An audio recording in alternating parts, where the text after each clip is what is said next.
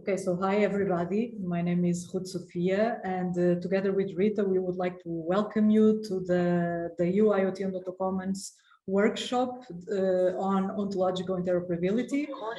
So just doing a quick overview before we start. All of you have the agenda. So next slide, please.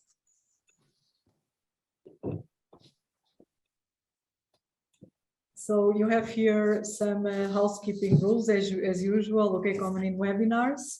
If you are not a speaker, please turn off your video. When speakers present, then they turn on the video. You can post questions via the regular questions and answers in Zoom, so on the chat.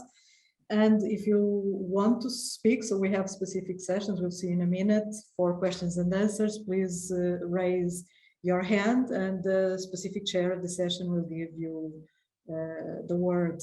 Next slide, please. So you, as I said, you received the agenda, but I just want to point out a couple of things. So we have here basically two agendas and then some interaction moments. So we start with a quick welcoming this quick welcoming, but afterwards with an EU-IoT and OntoCommons overview of the two cooperation and support actions. So we start first with Lamprini Kolovu from EU-IoT and then with Hedy Carey from OntoCommons. And then after this, we have a first interaction session moderated by Rita. Next slide. Then afterwards, we continue with a session of talks where basically we have invited key experts in the context of that are working on ontological interoperability and on standardization. And so on this session, the talks will be sequential, and then we have a period for questions and answers. We will expect to do a break at 4:30 for 5 minutes. So after the questions and answers, next slide, please. And then we have again an interaction session too, moderated by Rita, and then we go to the panel, so with a few speakers. So during the panel is also moderated by Rita. You have the opportunity to interact and to raise questions and to discuss and also to express your opinion. We expect to close at 6 p.m., maximum 6:10. Just doing a short summary and explaining you next steps. So I now give the floor to Lamprini to present EU-IoT. Thank you, Ruta. Hi, everybody. Good afternoon. I'm very happy to see you all here. I would like to just give you an overview of EU-IoT, which is our CSA. Can we have the slides or should we share mine? Yes, just 1 second. I'm trying to find them. No worries. We are a CSA that runs something less than 3 years. This is our last year, actually, and we are 5 partners that we are working together. Dwargo's bringing together. You can go directly to the slide 3, Valentin, if you want. Yes. Thank you very much. So the main objectives of our CSA is to bring everybody together from the community of the next generation Internet of Things, not only the projects that are running under this initiative and under the umbrella of the European Commission, but all the key players and stakeholders that are in the domain.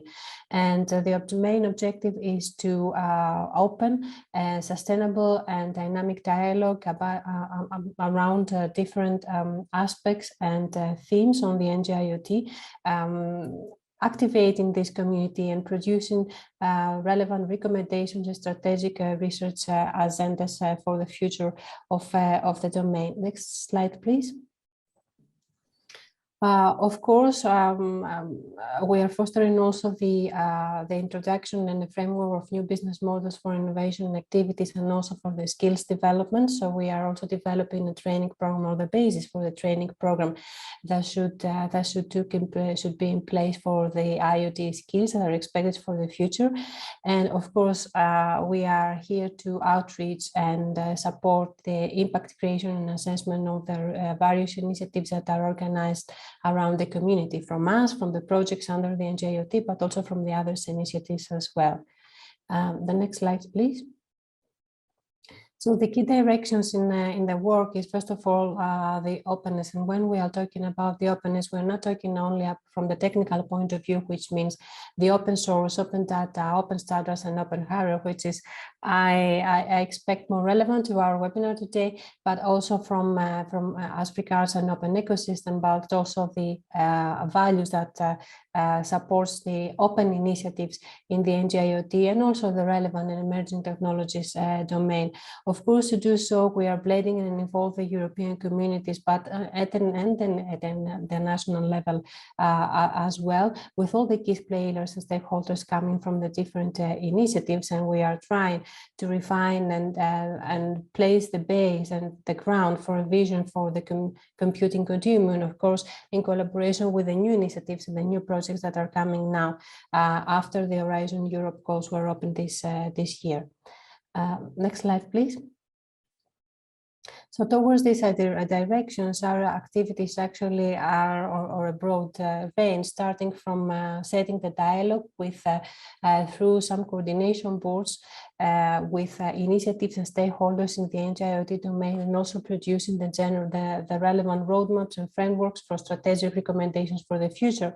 But also we have lots of activities on community building and putting together recommendation and research priorities in different domains like the standardization, pre-standardization, and open source. Of course, as I said, one of our priorities is the positioning for the IoT as a driver in the European Union domain. So we are collecting and we are promoting the best cases and use practices. And of course, we are focusing also for developing the IoT training program that set the basis, let's say, to support also new business models and new development paths in the domain. And finally, as I said, we are supporting the communication and dissemination part as well as the impact assessment. So what all this community, all this ecosystem brings to the community, and what is the actual impact that we are bringing together.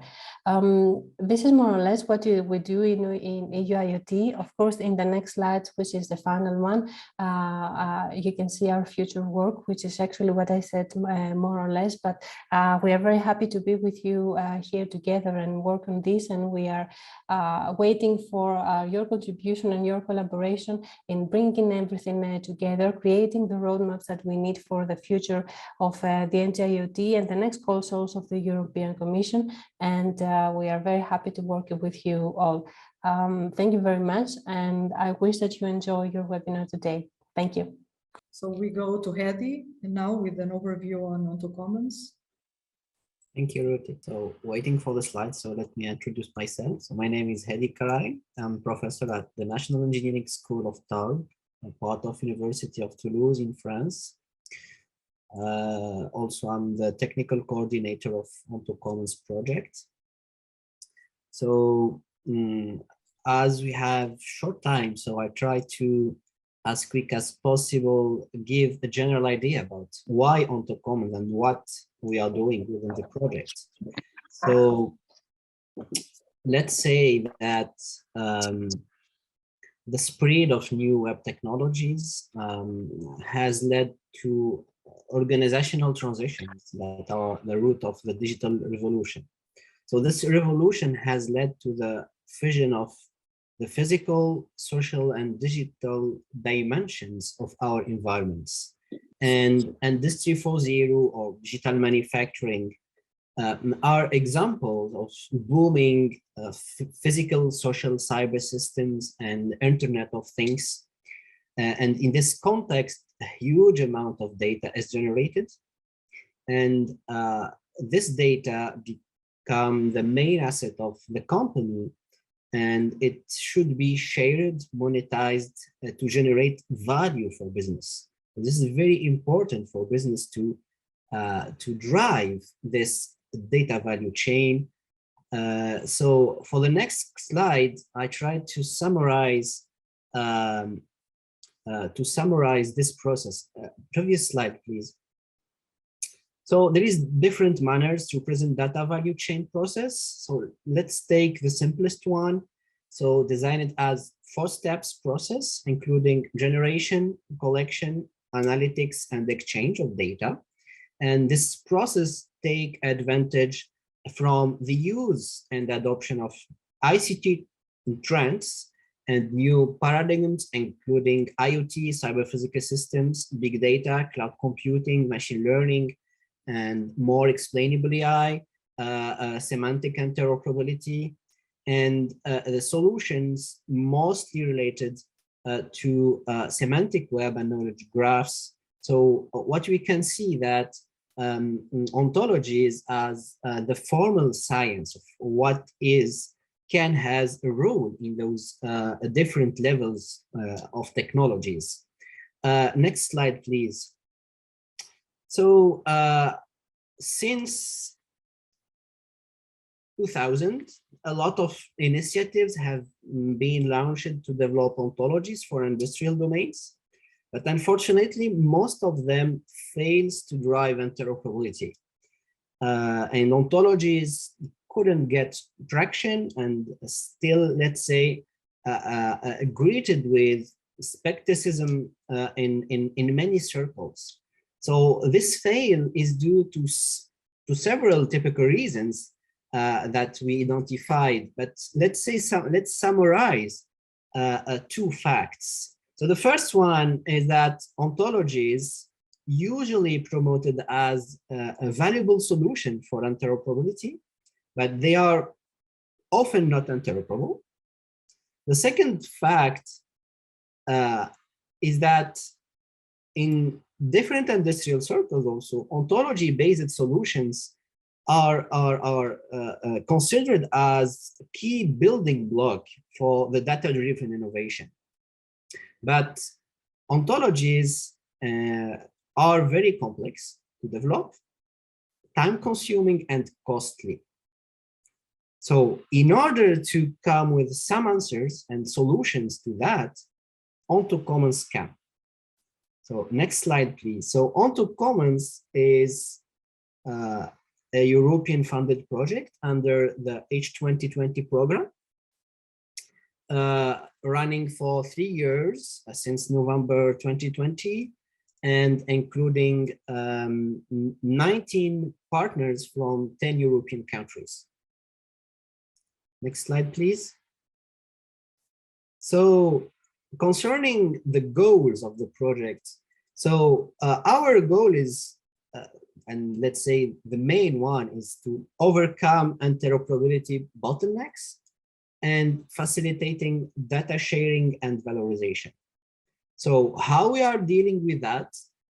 So as coordination and support action, OntoCommons brings together and coordinate activities of the most relevant European and international stakeholders in a win-win cooperation in order to develop a roadmap for ontology-based interoperability for data documentation, but also to develop with the community what we call Ontology Commons ecosystem as a foundation for data documentation and data-driven innovation. Next slide, please. So I will focus on this ontology common ecosystem that will facilitate the development of domain ontologies through a set of specifications and underlying top-level ontology and a set of tools. So as I said, I mean, one of the facts is that ontologies are complex. Time, let's say, need a lot of time, and it's costs a lot. So according to that, what we will provide in OntoCommons is this ecosystem to facilitate the development of domain ontologies, and also providing a set of tools in order to make it easier for the end users in order to develop, let's say, their data documentation from simple metadata schema to a more complex integration with RDF databases and so on. So the OCHs will enable users to adopt ontologies easier for their data documentation, so facilitating their data management under FAIR principles, and especially basing all those development and drive them through ontology standardization. Next slide, please. So as you can see here, so the OntoCommons ecosystem will consist of a hierarchy of networked ontologies of different levels of generality, from top-level ontologies to the application level. So for that, we will develop multiple forms of interoperability of ontologies under top-level and mid-level ontologies, and also will provide a set of tools and methodologies covering, let's say, the full range of ontology engineering activities, from development to reasoning, database integration, and so on. And also will provide a set of specifications for ontology that will provide full compatibility between tools and ontologies. And in that, we adopt a pluralistic approach that allow to adopt different top-level ontologies and to harmonize different ontologies from different domains. So with that, I will stop my presentation on OntoCommons, and later I will discuss, and even for other presentations, you will have more details on OntoCommons. So I hope that you will enjoy this workshop and have insightful discussions. Thank you. Thank you, Hadi and Lamprini, for these very interesting presentations. Now, actually, I would like also to remark what Hadi just said right now, that we really hope that you can learn a lot of things during these 3 hours workshop today.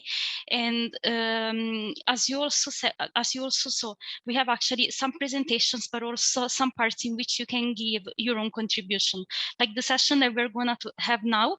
Actually, also to test a little bit how much you know in terms of semantic interoperability, we would like to do a small game, a quiz with all of you, with a tool that is called the Mentimeter. Right now in the chat, I will share with you all a link, and please feel free to log in there.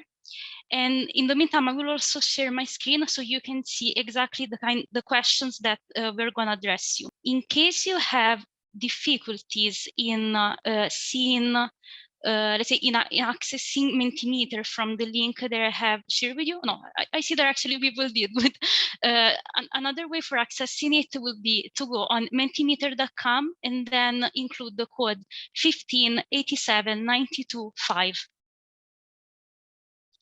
Okay, and then if it is actually the first time that you're using Mentimeter, actually the more a word is used, the bigger it becomes. So for example, I see that we have quite a lot of experts, quite a lot of people that know about ontology, which is really great given the topic of our meeting, and also knowledge engineering, which sounds good.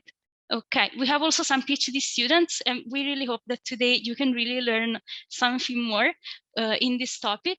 Then we have also IoT, manufacturing, digital transformation, supply chain, data mesh as well. Perfect. So thank you really for starting this game. Okay, I see that more comments are coming, but more or less the biggest input is actually, I mean, today will come from people that are expert in knowledge engineering, which is really great. Now, I will ask you another question that here inside we would like to know what are the ontologies and standards that you are currently using, in case you do, and if you do in particular, can you please tell us what is the domain that in which you are using them? Okay, so we have some contribution from Saref. Okay, and most probably the person that has included this comment is most probably working in the IoT manufacturing domain. Then, okay, we have also some contribution in manufacturing, supply chain, maintenance. Okay, so more or less we have the industrial world, the energy, which is good because actually today we're also going to have some presentations about the energy sector, which is good. Then we also have, okay, Saref again, IOF core, manufacturing. We have a lot of experts. We have a lot of people that use Saref, I see. Also the financial industry, okay, the OBO, perfect. Others in energy, biomedicine, okay, also the standards for hardware, okay. Thank you all for letting us know more about your background. Okay, more are coming, so IOF, process planning, good. IOF core, financial, schema.org, okay. Okay, it is great. I mean, the more contributions are coming. I will move to another slide now. And now instead, it is a little bit more difficult compared to the other questions that we have asked you, because in this case, we want to know if you're actually facing some issues in applying ontologies and standards in your domain of expertise. And also in this case, if you can also tell us what is your domain of expertise, it would be helpful for us. So, okay, the first challenge is the fragmentation, yeah, because this is also linked to, let's say, an interoperability problem. Also, you have most probably a lot of information that are not harmonized. Also knowledge alignment, the expressivity. Then here we have other problems linked to the incompatibility of upper ontologies, different abstract levels. Yeah, ontology is also linked to proprietary solution. This can be also a big problem, actually. I'm just reading some of them, sorry, because there are so many contributions, but actually all the inputs that you're giving us will be very relevant, because then it will also help us to understand what are the gaps, I mean, the problems that you're facing that then we can potentially also address in the work that we're doing in our project. Okay, then we see that we have also a problem about that there are no standards, and I'm just curious to know what is the domain linked to this, because I mean, most probably are you not sure if the person that made this comment can add later on something, because it would be actually interesting to understand what is the domain in which you actually lack standards. There are no tools. Okay, the ontological commitment. Okay, so more or less I see that quite a lot of people also face problems either in not finding standards, for example, or not having the right one to apply in your context. And then we have also problem about interoperability and also lacking of tools in general. Then there would be actually other two questions, and then we will go to the next session. Here, actually, this is very strictly connected to the question that we asked you before, because here we would like to know if you see the need of creating new standards in your domain of expertise. And most probably, given the replies that we got before, that in some domains you're lacking standards, most probably the reply to this question will be yes. Also in this case, I will really ask you to, not sure if you can still see my screen properly. I will try to reload the page because I see that no inputs were coming.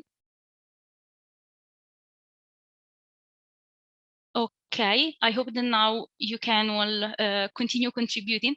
Okay, perfect. Yes, okay. So the problem, okay, in general, it is about data interoperability. In artificial intelligence, people find the need of having new standards, which is interesting. Okay, other people say that for them, they're fine with the one. Then we need to ontologize standards. Another comment, interesting. Then in terms of data governance, digital twin, quantum computing, also there is a need also for a digital product passport. And okay, yes, of course. Okay. And then, I mean, also there is also, let's say, a point about the standards and also how to interact with the SDO. Actually, we can also expand this topic in the next couple of hours during also our panel discussion. In circular economy, yeah, they are. We do not have a lot in this field. In digital humanities, okay, and also fear. Good, thank you. Last question. This will be you actually here you have to press a number, the one that you prefer, because here instead we would like to know how do you perceive the role of open source initiatives in increasing ontological interoperability? And you can give a number, let's say from 1 to 5. Okay, most probably we will get all 5 now as a let's say as a reply. Yeah, so the main let's say okay, then we also got a 3, even though the majority of people really see that it is important to actually work with open source initiative for the ontological interoperability field. So thanks a lot, everyone. This was the end of this interactive session. And then I will give the floor back to Ruta. Then instead we'll moderate the first session that will be about different real examples on ontological interoperability. Over to you, Ruta. Thank you. Okay, thank you, Rita. So now we have, as Rita explained, a series of talks. So from different experts and different perspectives on challenges and key priorities on ontological interoperability. So we start with Arko Sankar giving a talk on Stand ICT and OntoCommons, and then we'll continue with Ray Walsh, who will also focus on the OntoCommons work and so key priorities currently being addressed. Arko, do you want me to do the quick intro to Stand ICT first? Yes. Okay, thank you. So next slide, please. My name is Ray Walsh. I'm the director of the EU Observatory for ICT Standards. And just introducing quickly, just the first few minutes, the Stand ICT project, which is a Horizon 2020 funded project from the European Commission. It has a number of 3 main I suppose facets to it. One is that we're a funding platform. In other words, we support EU experts in engaging in European international standardization through open calls, where we can give grants back to the applicants, the ones that are successful. And we have a grants platform that we do that facility through with an independent expert panel of evaluators. We organize third-party events. We get involved in third-party events and organize webinars and seminars, etc.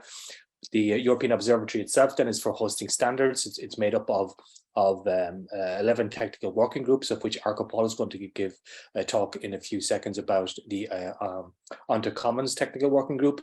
And these technical working groups produce landscape reports for the European Commission, and we have 4 published to date in AI, Smart Cities, Trusted Information, Digital Twins. Very large community of experts that are involved. We have over 100 senior standards experts engaged on a weekly basis working with the technical working groups, producing these reports that we're talking about. Next slide, please, Ruth. So as part of the open calls, then we do analysis just to see where are the main areas of interest from the fellows that get funded. So this is a synopsis of the open calls 1 to 6, and you can see the number of grants that were awarded by grant type and to which organization, and the split between gender, male to female. But the highlights there, as you can see, that the most targeted topics really are cybersecurity, AI, blockchain, 5G, quantum technologies, and they're ones that you would expect to be high on the priority of emerging technology standardization within the European Commission at the moment. And the SDOs then that are supported through those grants to the fellows are seen in the bar graph there, where you can see that ISO IC, in other words, the joint technical committee between ISO and IC is the big winner, then followed by ISO. Probably ISO by itself, it's strange to see that standing out by itself, but that's because blockchain was actually one of the technologies that was very popular, and that's the TC307 as an ISO committee by itself. And then ETSI and Sensen, like the ESOs, you can see that they're equally funded as well, so they're high on the agenda. But you can see there's a cascading list of SDOs that are supported through Stand ICT. Next slide, please.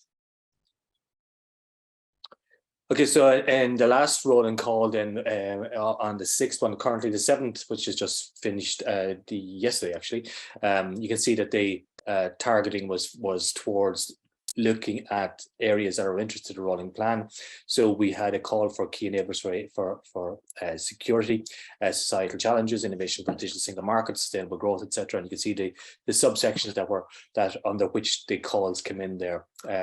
And you can see that the key enablers and security, like for the rolling plan was part of, or would have been a bigger part, like because most of the emerging technologies come in there.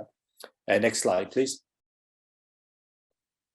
These are just a quick snapshot of the landscape reports that have been published, just AI, smart cities, the trust information and digital twin. You can see that they're very well popular in terms of being used as a resource. Lots of downloads across each of them, including a digital twin, like was only published a couple of weeks ago.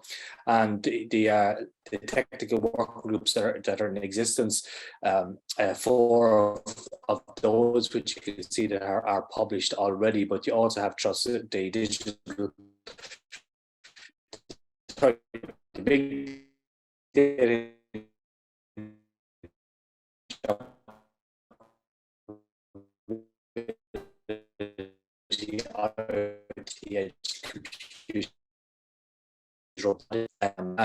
Anyone needs them from the organizers can have access to them later. Next slide, please. I'm hearing hiccups only. Is that rude? No, hopefully that's the only one.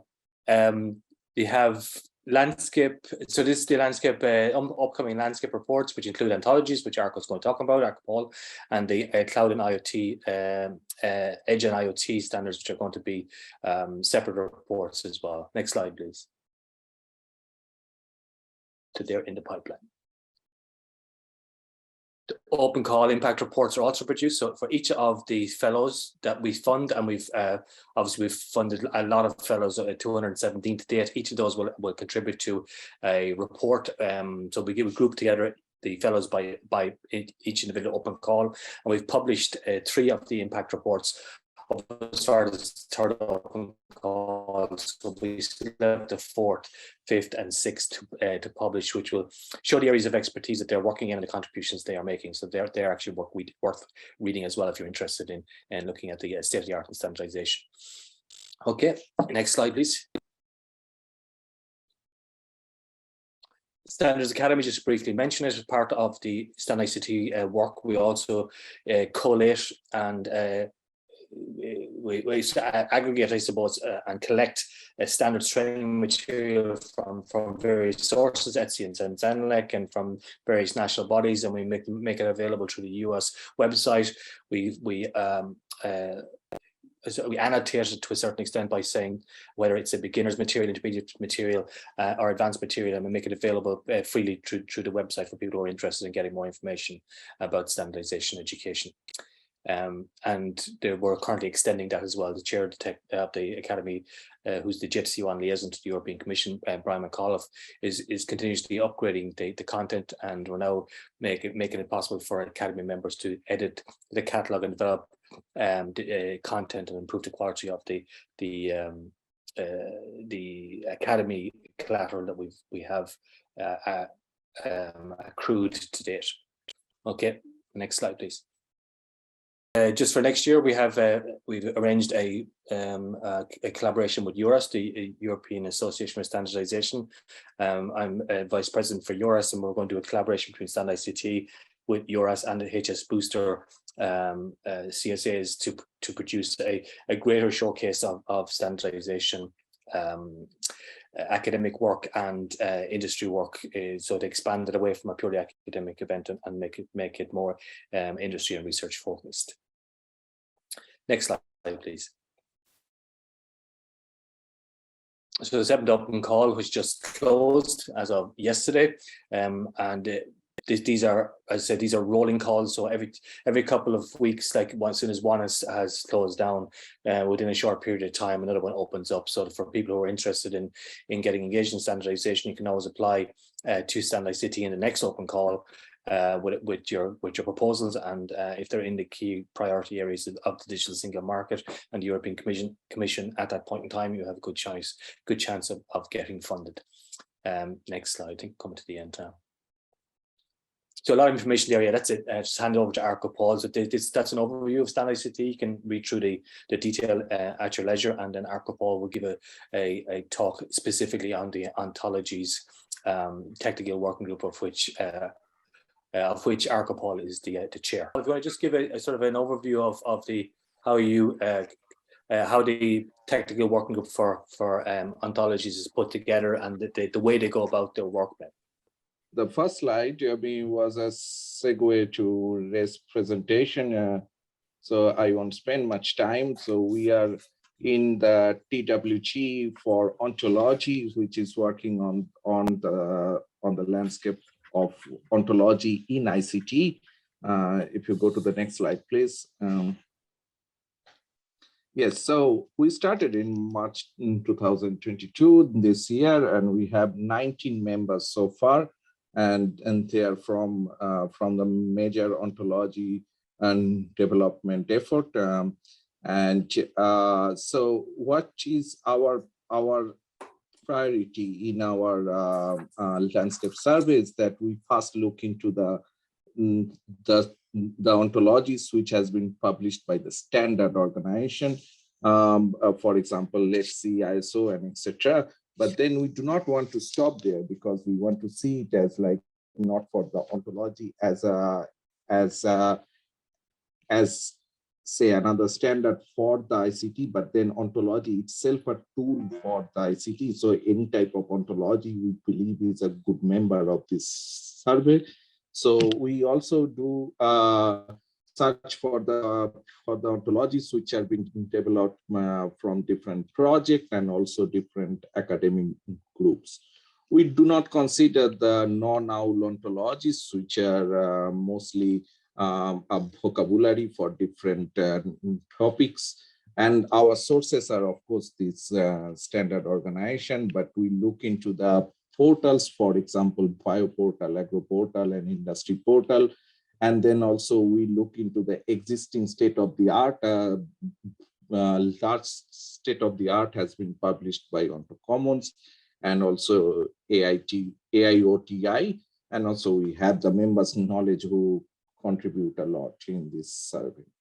So where we are so far, next slide, please. We actually have almost 130 ontology already curated, and you can see a snapshot of them and how many ontologies are from different standards. Mostly the topics what we can see so far are from sensor, web of things, robotics, IoT is mostly covered. There are almost 25 ontologies. And then also there are telecommunications, smart cities, multimedia, blockchain, etc. We are covering domain of biomedical, industry, material science, of course, manufacturing is included in the industry. Also looking into some of these, other domain like say agriculture, and then biology related ontologies. So this is where we are so far in the standard ICT survey. Hopefully we'll be completing within a couple of months. But then I want to talk about a little bit more on these ontologies which we are trying to see as a standard. But if you please go to the next slide. But then we have to understand that whether ontologies are seen as a standard in the normal way, how it is different from the view that if we want to see the standards as ontology. So of course, as you know, that ontologies are some kind of standardized data model, which will help you in sharing and integrating data among the stakeholders of a certain domain. But then this is not sufficient. In the future, I believe that ontology need to be seen as the pillar of codifying the entire scientific, engineering, and socio-political knowledge and activities. In that view, then you can think about how to publish standard in terms of ontology itself, or say all the models and services in the IoT, how can you publish them as ontology rather than using ontology as an ad hoc tool for exchanging data. But to do that, what we need to do is that we need to break the silo of the domain. So we need to bring the ontologies together. So we need a cross-domain, cross-discipline, and cross-sectoral interoperability between ontologies, because as I have heard it many times that ontologies, of course, help in interoperability, but ontologies are not themselves interoperable. And next slide, please. So to do that, I think the OntoCommons is actually in that path. So what we are trying to propose, as Hedy mentioned, that it is a collection of this aligned core ontologies from different level of generality. But then at the same time, it has all the methodology and tools which can standardize the development and integration of ontology. There are many things involved in there, but then I won't take much time. Maybe in the discussion, we can talk about how OntoCommons can help in making ontologies integrate. Okay, next slide, please. And that is the last one, but this is some kind of like a practical outcome of OntoCommons, that we have set up this industry portal where we want to store the ontologies and version them, but at the same time need to provide the mapping between them. So there are not different ontologies, but we can do some crosswalk between these ontologies. And also these ontologies can be evaluated in terms of, say, fair score, and then the user of the ontology and the domain practitioner can find the right ontology for their need. Thank you so much. This is all from my side. Thank you, Marco Paul. Okay, so we continue now with myself. So I will give a quick overview on EU-IoT and on the work that we are doing, so that you understand better the relation to semantic interoperability. Okay, so let's start by the next slide, Valentin, please. So basically, Lamprini has already presented you the cooperation and support action EU-IoT. And in terms of standardization and open source, there's a work package 3, led by us, Fortis, where we work towards recommendations, so research recommendations to standardization, pre-standardization. Next slide, please. Assisting the projects that are within the context of next generation IoT. So this is ICT 56, the ICT 56 program. And but basically, in a nutshell, so the goals that we have in terms of standardization are these strategic recommendations. So on these strategic recommendations are, of course, developed by us together with a broader community, so the next generation NG-IoT community, and with a pool of experts across Europe and the USA. Next slide, please. So in this slide, you have a representation of the ecosystem that we work with in terms of standardization, pre-standardization, but also, so across different domains, but also consortia. So this means that, of course, we are not just looking into standardization, but on the IoT landscape, which is quite fragmented, we try to address also key players, for instance, in the automotive sector or in the energy sector, which go beyond the regular pre-standardization and standardization entities. Next slide, please. So in terms of EU-IoT, instead of focusing on a vertical domain, what we focus upon is on scope areas that relate with an end-to-end IoT system that goes from the interfaces until data spaces, as you have in this picture, considering a split between what is today addressed as far edge or deep edge and near edge, and covering aspects such as infrastructure, so telecommunications and data spaces. And in terms of the project goals I already explained, but we also have a few tools that we hope can facilitate the exploration of topics cross-domain. Next slide, please. So in order for you to also understand what we mean by near edge and far edge, you have here a representation of the different scopes, EU-IoT scope areas, where we map standardization entities and also map contributions provided by different projects. So human IoT interfaces cover different aspects related with the user and the real world. And then far edge to us, so we have developed a white paper on this, represents the equipment that is close to the end user, for instance, IoT gateways, also personal devices, end user devices, field level devices. And the near edge is basically the infrastructure that is covered and controlled by an operator. Data spaces, I think it's clear to everybody, but basically, so this, you have an articulation, okay, that separates, so it relates with the data, processing and handling and storage, and of course, privacy preservation and trustworthiness. Next slide, please. So one of the tools that we have developed, if you go to the NG-IoT site, is a catalog, or let's say a map that collected so different entities in terms of standardization across multiple domains. So we hope that this can help or facilitate, together with other tools that already exist, a mapping from projects between specific knowledge areas where projects want to focus on standardization. And we have also developed a few recommendations of last year for a better alignment of knowledge areas to standards development organizations. And we expect to also develop further research recommendations between September and March next year. Next slide, please. So for instance, an example that is provided here is, so there is this deliverable, this 3.7, where we have analyzed the different projects working on IoT, so ICT 56, and we analyzed input provided by the projects on concrete topics and use cases defined. So for instance, here we see up the scope, intelligent offloading, or neuromorphic computing, or distributed AI. And we have then developed a series of recommendations on how to best provide, so apply mapping to existing efforts in standardization or pre-standardization.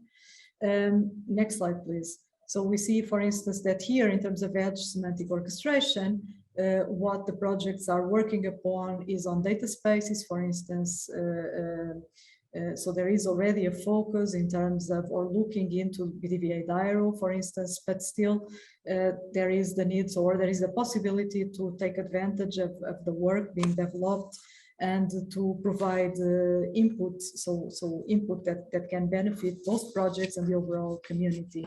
And if you check in this context, we don't see topics related with ontological interoperability, which is actually a key aspect in particular in some domains such as manufacturing. Next slide, please. So we also analyzed so where are the contributions from the different projects? For instance, if you see on this graph, what we see is that the projects are actually contributing in terms of technologies, so software and also use cases across the different EU-IoT scope areas in a very balanced way, with going more for the far edge and also for human interfaces, where again, we will have a bigger need because we need semantic interoperability, so we will have a bigger need to have cross-domain ontological interoperability. Next slide, please. Similarly, in terms of vertical domains, we can see also that the projects, the next generation IoT projects are focusing, so we have different use cases, but are focusing more on logistics, manufacturing, and then healthcare, also transportation, where there is a big fragmentation of ontologies. So, and the need to have a better repository. Next slide, please.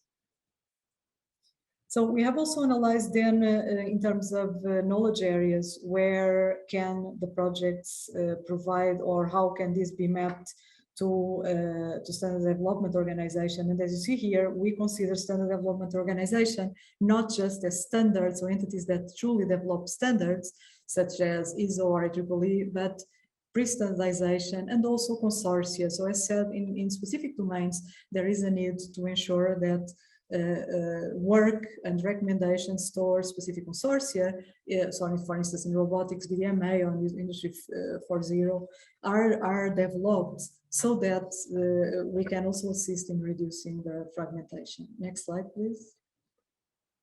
So this is my last slide. Here I provide you with another type of mapping between these knowledge areas, where in yellow you have, let's say, so you have areas which are not yet covered by the project. So we analyzed where is the knowledge going. In gray are areas that don't really belong to the program of the IoT Edge projects, and in blue are the, let's say, the areas covered already by the project. So for instance, if we look into cybersecurity, we see that most projects are focusing definitely in cybersecurity and providing good contributions there, with specific focus on data spaces, but not on across all the other scope areas, for instance, near edge or far edge, or even interfaces, where this is a much required aspect. So I leave you with this slide, and I thank you for your attention.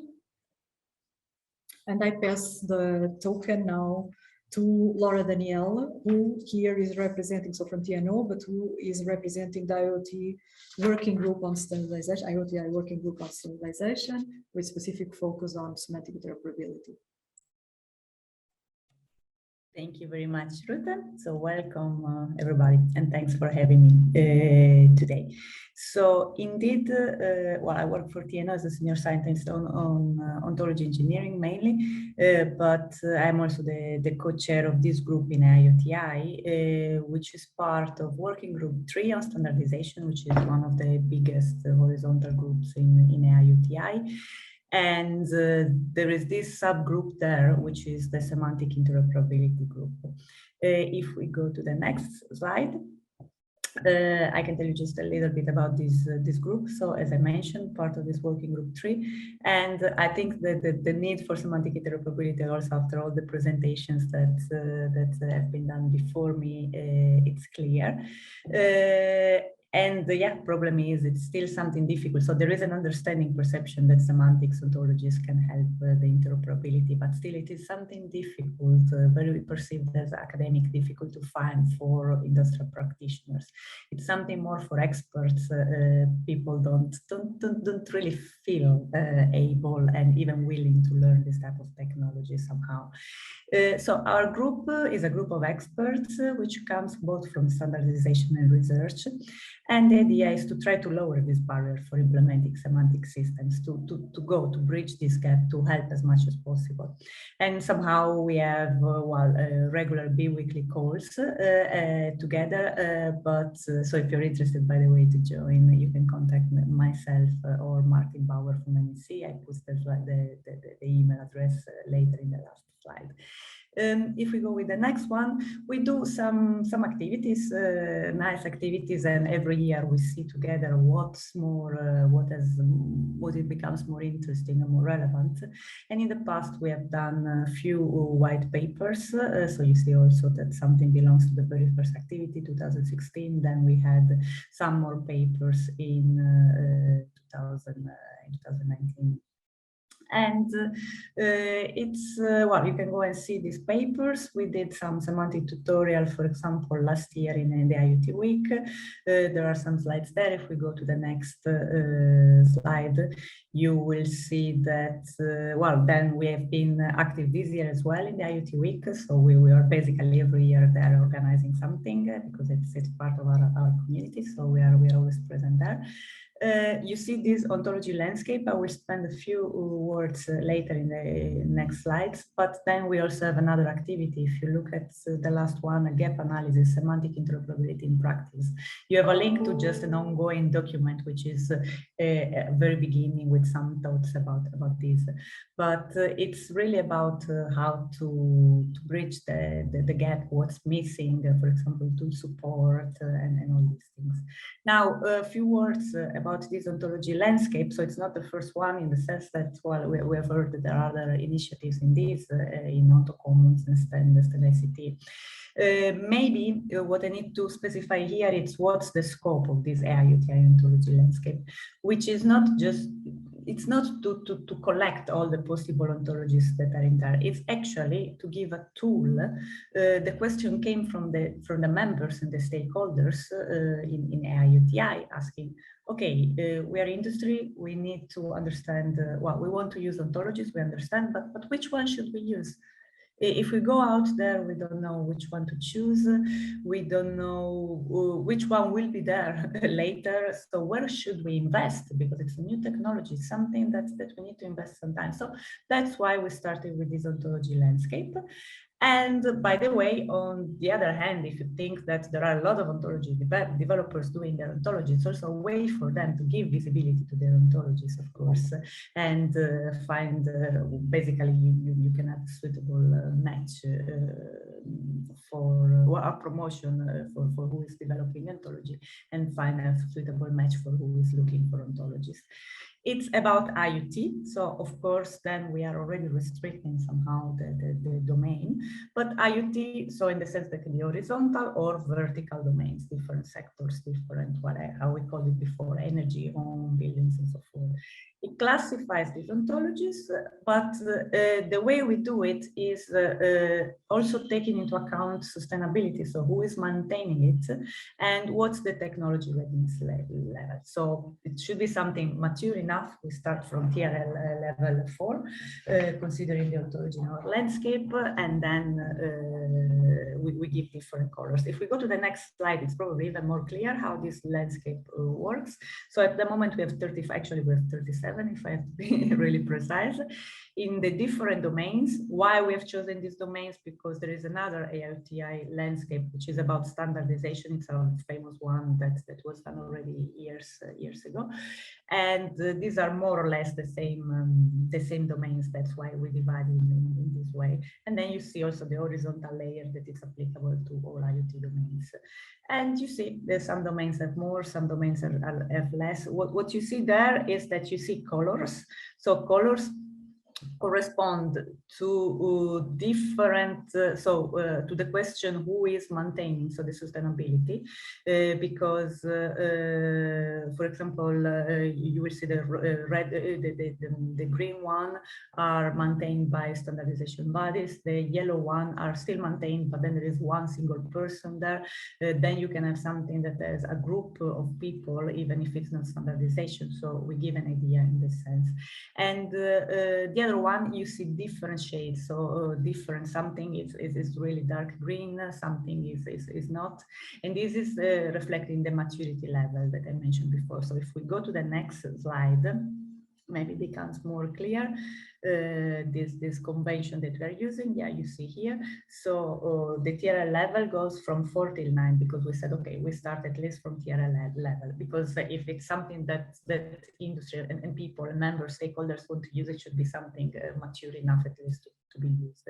And then you see the yellow is there is a single maintainer or a project behind this.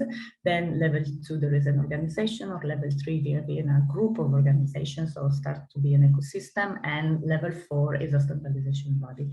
There is no really judgment about which is better or not. It's what one feels more comfortable actually at the end. The important is that it's clear. It's some information that we're giving explicitly, and then one can make an informed choice in the moment is going to choose an ontology. If we go to the next slide.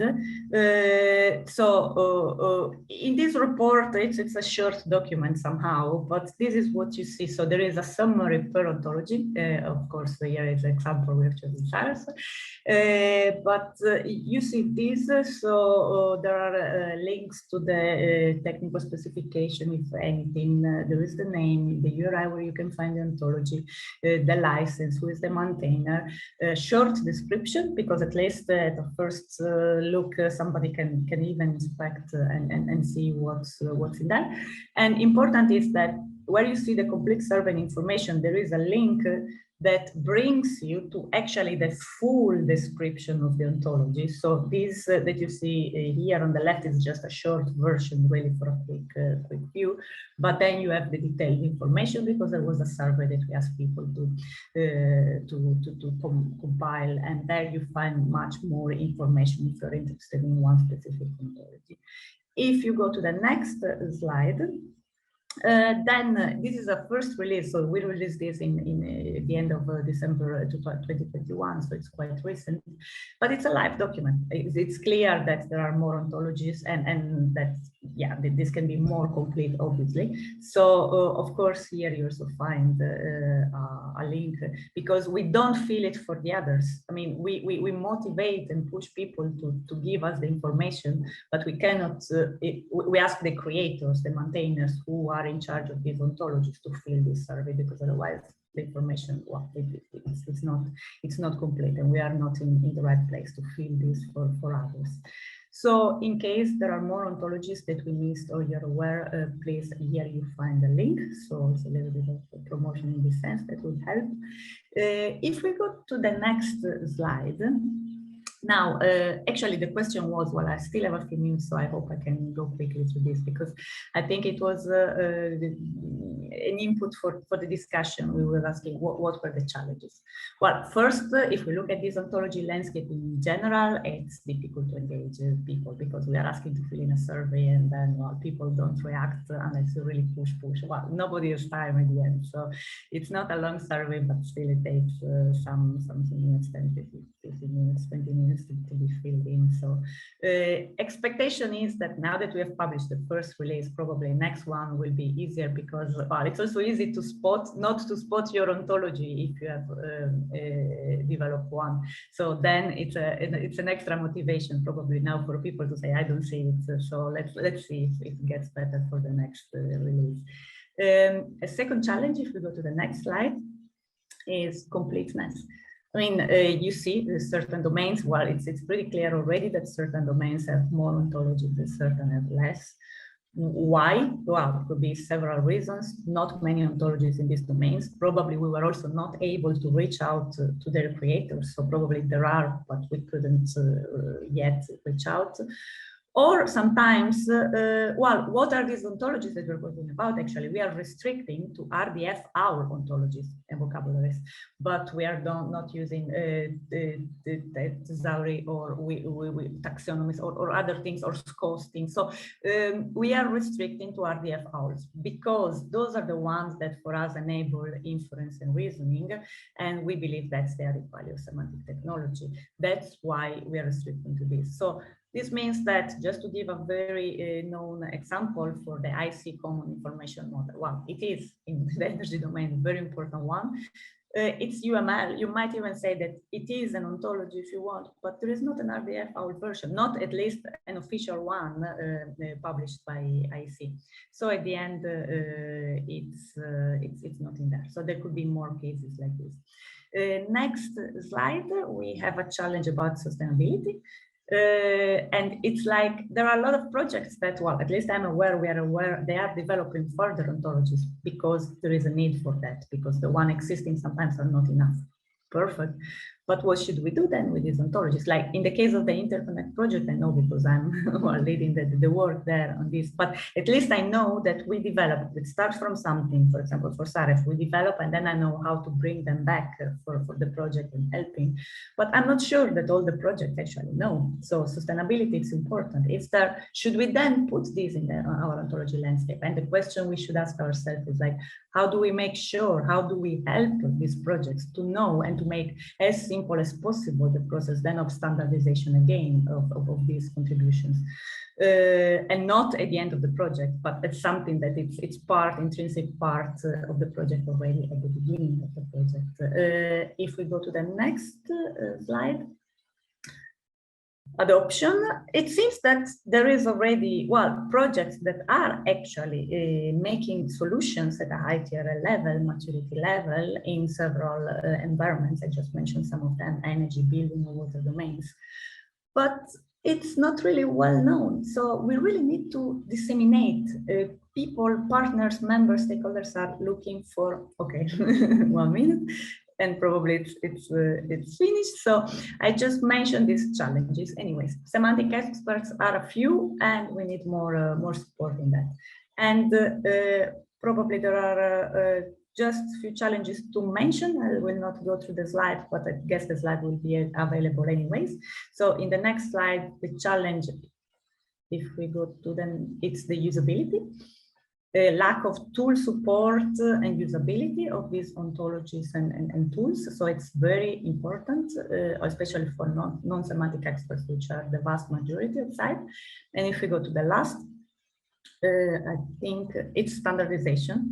So again, how to standardize then these ontologies? It's really not clear for them, and sometimes standardization is seen as a very long process, and sometimes it can be done quick, also when requirements are actually clear. So I think that's the last one, because if we go to the next, yeah, that's it.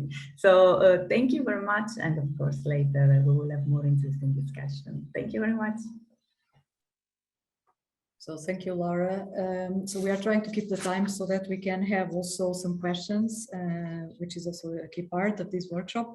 So we go now to Mauro Dragoni with a talk on interoperability, so semantic interoperability in regards to WETSI, the Smart M2m group. Go ahead. Okay, so good afternoon to everyone. I hope that you can hear me loud and clear. So I'm Mauro Dragoni, and I'm a research scientist of FBK, research center located in Trentino, Italy. And today I'm here on behalf of the Smart M2m working group for talking about the activities that we do concerning the development of ontologies and with the aim of supporting the IoT world towards the augmentation of the interoperability levels between devices. So in the first slide, the next slide, I want to highlight which might be an interesting point from the knowledge engineering aspect, because one of the most common questions is that if the ontologies are really an effective way to achieve high level of interoperability, because in the beginning of the workshop, during the presentation of the OntoCommons project, this is a fact that has not been took for granted, because while from the knowledge engineering perspective, it is quite straightforward to believe that the use of ontologies is definitely a good way for achieving high level of interoperability, but this aspect is actually not really perceived outside the semantic-wise research in industrial areas. So what we are doing concerning the achievement of the interoperability through ontology. So in the next slide, just I want to introduce what is Smart M2m, that is the working group that I represent today. So Smart M2m is a technical committee of ETSI, the European Telecommunication Standard Institute. The acronym M2m obviously stands for machine to machine. And the main aim that we have is to develop standards enabling the creation of machine-to-machine services and applications with a special focus to the IoT domain. Smart M2m is also partner of One M2m, that is a global initiative concerning the machine-to-machine communication, and we work in strict collaboration with them to produce specifications, enable the users to build platforms and services in which devices can be connected, and we can also share information. So in the next slide, just a list of which are the responsibilities of Smart M2m, because obviously our aim are very close to the One M2m one, but since we are part of the European Commission in some way, we have to take into account also all the European policy and the requirements that has to be taken into account when we decide to design new ontologies for support, or to define new specifications for supporting the creation of both machine-to-machine services and application. And this is an important aspect that we always have to take into account. So in the next slide, just which are the list of the area of activities that we do. We don't only design ontologies, but we also aim to, one of our goals is also to publish specifications about the vertical domains that we address and that we discuss with the European Commission that can be relevant for the evolution of the IoT communication. And also we propose all the outcomes of our activities as standards that could be adopted at the European level to introduce them in the regulatory guidelines of the European Commission, with the aim also not to foster the interoperability within Europe, but also outside Europe where possible. One of the main activities that have been performed in the last years from the Smart M2m working group is for sure the creation of SAREF. SAREF, in the next slide, please. There are several ways, obviously, to describe what the SAREF is, but obviously the most important one is the fact that SAREF is an ontology, is a conceptual model. SAREF stands for a Smart Application Reference Ontology, has been designed to enable the interoperability between solutions from different providers, especially with a view on the IoT sector. So SAREF focuses, obviously I will not describe all the content of the ontology today, but I only wanted to mention that the SAREF focuses on the main concept of a device that is defined as a possible tangible object that is deployed in several environments, ranging from smart cities to smart building, wearables, water management, energy management, and so on and so forth. SAREF as ontology has been thought also as a modular artifact that started from a core model, is the one that you can see in this slide, can be used as a sort of predefined building blocks for extending it for specific vertical domains that I will list later.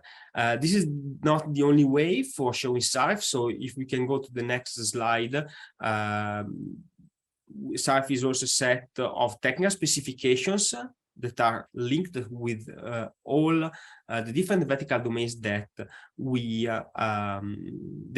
addressed.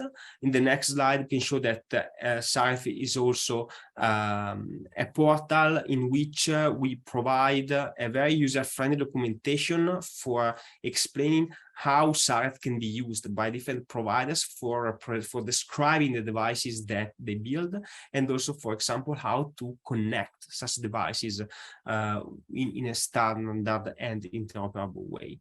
Next slide, please. We also have a repository for developers in which for each SAREF extension we provide the definition of the ontology, the documentation, diagrams, all the requirements that led to the development of the ontology, and also all the examples showing how each concept and property, so each element of each SAREF extension can be used in a real scenario.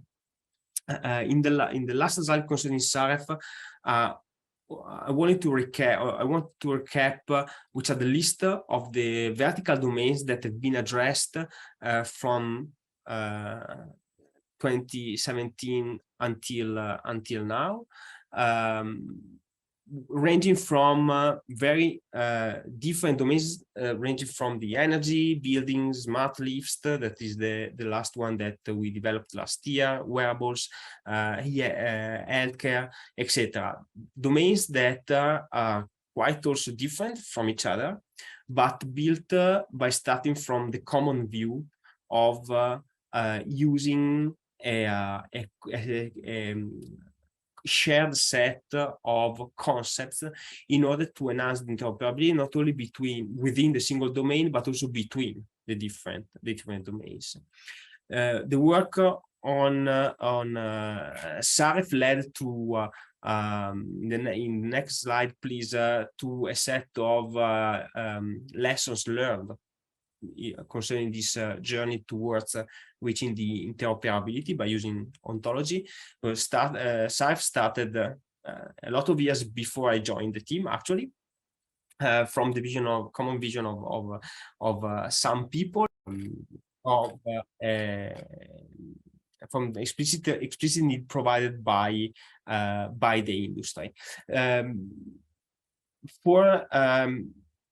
For working together, in the next slide, please, towards the achievement of the interoperability, obviously, what we needed is to have and that what we had was the support from the world of standardization, particularly from the world of Etsy, in our case, from the early stage, together with a sort of consensus that was provided also by parties that were neutral with respect to with respect to the aim of creating SARF in order to build the ontology in a more, let me say, transparent and not biased way. Obviously, the journey that we started several years ago had a lot of relevant and useful outcomes. But also there are a lot of challenges that are still open, that I recap in the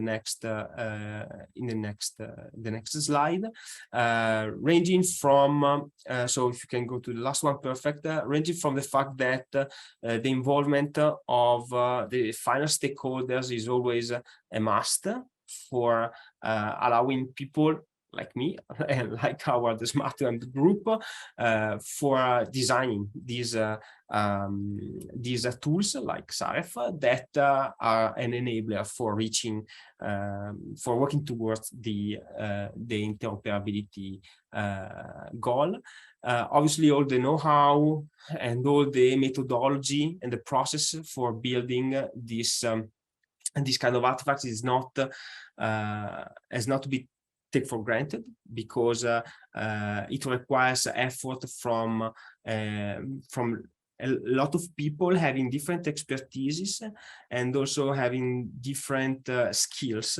But thanks to what we learned from this experience, even if this remain always a challenge when we decided to address a new vertical domain, it demonstrated to be a winning methodology for obtaining the positive outcomes that we had until now. So with this one, I want to thank you for the attention, and then we'll leave the workshop open for the questions. Thank you, Mauro. We continue now with Antonio Kung, who provides the final talk before the questions and answers. OpenDI focus on standardization for interoperability. I'm taking the screen, or you are taking the screen? Okay, good. So, Valentin is okay. So hello, everyone. I'm making a presentation which we do in the OpenDI project. Myself, I'm just participating to OpenDI. I'm not a partner. So you see the list of partners below. Okay. They have a working group called TF3 on digital platforms. And they wanted to have a report where we focus on interoperability, okay, in platforms. So can you get the next slide, please? So yeah, so I was introduced myself. So I am the CEO of Trilog. It's a company working on IoT systems. We are known in the smart meter level, vehicle charging and connected vehicles. I'm also the co-chair of the working group standardization at Ioti, and I'm involved in many standardization committees. Can you get the next slide? So I want to highlight the fact that there is a community of work in Europe, especially strong in Europe, to focus on data spaces. Okay, and on top you have the overall goal that is on the left. European and research projects associated with industry initiatives. The objective is to provide, to champion, to deploy building blocks coming from research industry into industry solutions. Okay, so to this end, we have associations, we have projects.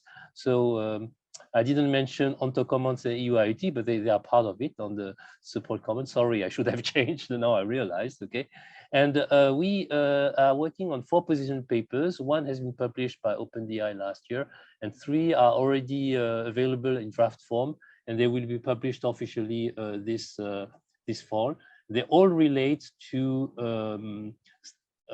architecture and interoperability. Okay, and the objective would be that those inputs would be provided for standardization. Okay, get the next slide. The first one is OpenDI design paper, which was produced last year. And I think very much under the influence of Fireware Architect, I would say, where they provide a number of, let's say, technical and governance building blocks, the 12 building blocks, okay? So this is rather well accepted. I've seen these slides presented many times. So go to the next slide. Then we have paper number 2, which is quite interesting because it's IoTi paper on the integration of IoT edge computing in data space. Okay, so I want to highlight 3 things. First of all, a recommendation that you cannot have data space without thinking how you're going to integrate IoT and digital twins. Okay, the second thing is actually that in this paper there were again 12, the magic number, principles provided for data space, and so it could be the starting point for a family of standards. Okay. The third is since in IoTi we work on complex system, we are architects, so we have thought about what kind of data space standards we would need, and you see that you have a whole bunch starting on top with use cases, concepts, processes, architecture, interoperability, systems, and ecosystems. Okay, get to the next slide. So BDVA is also the champion of data and AI, and this paper is focusing on the need to have interoperability at the metadata level. Okay, so describing what is the data is some data which you want to interoperate with. Okay. This is also available. Get to the next slide. And I want to get to this one because this one is I would say currently the culminating one. It's also available, and it includes thinking from 4 domains, okay? Agriculture, smart manufacturing, energy, and health, okay? And what we did is actually in this working group coming from the 4 domains, we added the 5th group, which was standardization people, and we have invited about 10 experts from standardization to work on that. So basically, there were about 50 people working on this document. Okay, can you get to the next slide? So in a nutshell, what it is this, okay? So you have to construct a convergence, and the standard should support this convergence, okay? And it's always at 2 levels. On the left, it's how do you build a platform or federated platform that you can use to achieve a data exchange, okay? And how do you, on top of it, or associated with it, create interoperability, okay? So on the left, well, actually, we can go to the next slide. I will explain more in detail, okay? So concerning architecture, the approach is that you need to have so-called reference architecture documents, okay? And we follow the ISO, IEEE, IEEE 42010 standard architecture description, as well as the work from AG8 on what we call meta-reference architecture, which is actually how do you describe architecture documents so that at the end of the day, you can put them together and get a solution, okay? So you have a construction from the foundation to the top, where you use unified building blocks. So maybe one of the 12 or the 12 building blocks mentioned in the OpenDI paper will be there. You have technology and technology building blocks, okay, for instance, digital twin, AI, and you have, you start above to have vertical domains solutions, okay? So for instance, energy, you could have SGAM, okay? So get to the next slide. And this is the example I wanted to show. So on the left, this is the intention, how you construct a digital platform. On the right, it's a construction, okay? So you pick up, you do your shopping, you pick up whatever building blocks you need. Then on top, you use the patterns that are important for you. So for instance, the SGAM is absolutely needed. I think no one in energy can do an architecture without using SGAM today. And then at the end, you have a solution architecture. If we do like this, there's a hope that you can still achieve cross-domain interoperability. Okay, get to the next slide. So concerning interoperability, it's the same. Okay, so it is interesting to have a presentation on the SARF and Smart M2m before me, because this is extending it precisely to cover the process. Okay, so there are three things you have to do to construct interoperability. First of all, where do you want to have interoperability? And this is an architecture consideration, by the way. And here we provide an example where we have a digital twin and AI system. Okay, so this influence where we want to have interoperability. Then the second is the process of creating interoperability, which is called here interoperability case. Okay, and actually in the Etsy portal, you have a document which explains a method to describe, to define a SARF ontology. Okay, so this would be part of here, and the whole process is defined here. And once you have this, at the end, you have the interoperability profile, which is actually all the things that you need to follow so that you interoperate. Okay, and you can put, so yeah, actually I've put here SARF ontology building block and 21823-3 semantic interoperability standard, which I am one of the co-editor. And we are working on the next stage, which is policy and behavioral interoperability. Okay, so the construction follow some principles that are explained in those ISO standards, and in particular in the 21823-5, which will start next year. We'll explain this in detail, but this will allow people, say, we have in Europe lots of people that want to use SARF. They will just use this and do it properly. So they will have here the SARF building block, which is mature because it has been assured and checked here. Okay, and for a need that has been checked here. Go to the next slide. Yeah, that's it. That's my presentation, Ute. Thank you, Antonio. Okay, thank you to all the speakers. We now can go to questions and answers. So please drop your questions on questions and answers or raise your hand, your comments, questions. In the meanwhile, while we wait, I'm going to just ask a few questions. So we have around 7 minutes. So I would ask Laura. So Laura, in terms of the IoTi working group work, so are you also developing online catalogs, or so what is the status of this? Are the ontologies collected? So the landscape report, is it just based on paper, or is there a catalog where people can upload or download ontologies? Yeah, good question. It's in this moment, it's a report, it's paper, although in the link, well, it's always possible to upload a new ontology in the sense that there is the link to the survey that I mentioned, so that's always available. And no, I mean, although it would be wonderful actually to have something a bit more, but yeah, just remember that it's a voluntary based group in IoTi, so we do what we can. And if we find support from the projects, then of course it's much easier, but at the moment is the report is as you see it, basically. Although okay. we are thinking eventually in the next release to add at least a little bit of analysis statistic, but it's not interactive, at least, no.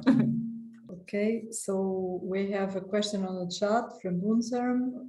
What is the relation between OntoCommons industry space and the IoTi landscape database? So maybe Hedy? Yeah, so for now there is no link. So I mean, on this portal for OntoCommons, we are collecting ontologies and we are putting them available as files, and there is possibility to go through the ontology and so on. But for now, there is no link with the IoT database, but I think it should be. So as one place, I mean, this is one of the problems that different industrial stakeholders mentioned, that when they look for ontologies in their domain, they don't know where they can find those ontologies. So the idea is to have one portal in which we have all ontologies related to industry that are available, accessible, and well documented. I may add, I think IoT started earlier, so there was no other initiative when we started. So what's in common, I think it's the format, because the OntoCommons was based also on the same survey, the same question that we do. So the format, the questions and what's behind, it's overlapping, which is definitely a good thing, because then OntoCommons to use something that was there, which is nice. I think the domain is overlapping to a certain extent, but also a little bit different. Therefore, the relation is there in the sense that it's more manufacturing industry and so forth in OntoCommons, while in you've seen the domains also in the ontology landscape, which is IoT with all the sectors, vertical sectors that you can find in IoT. Yeah, I had something else in mind, but it just slipped away. So I think those two things could just complement what was just said.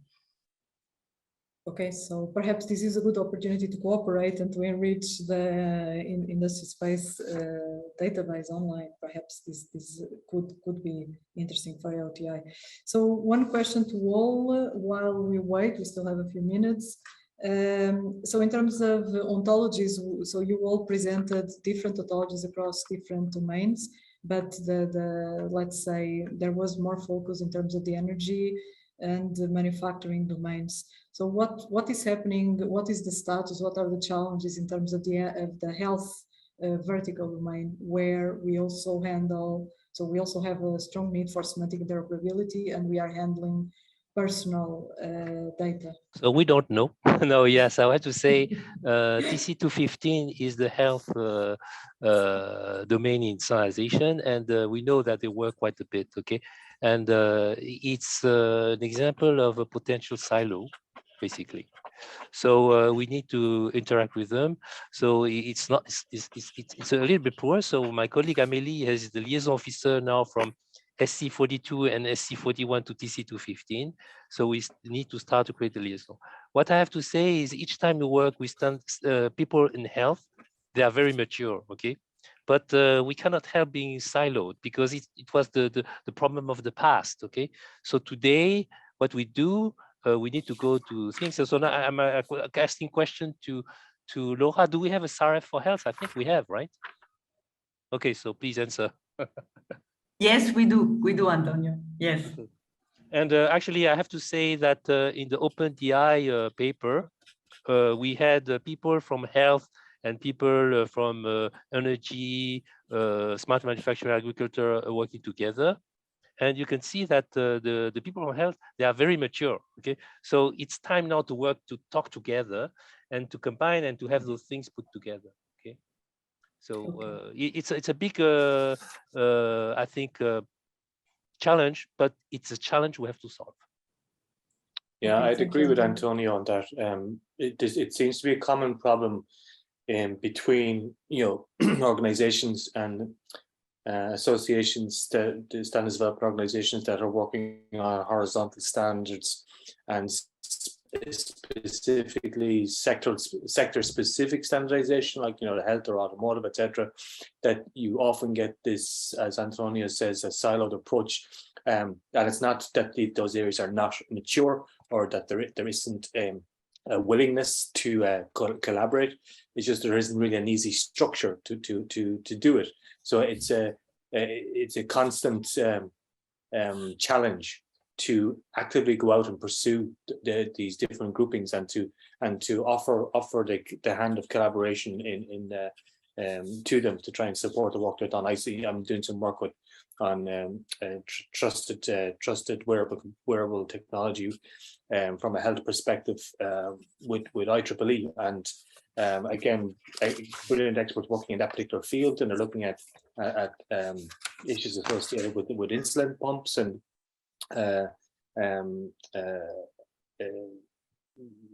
heart monitors, etc. And they tend to look at it really from a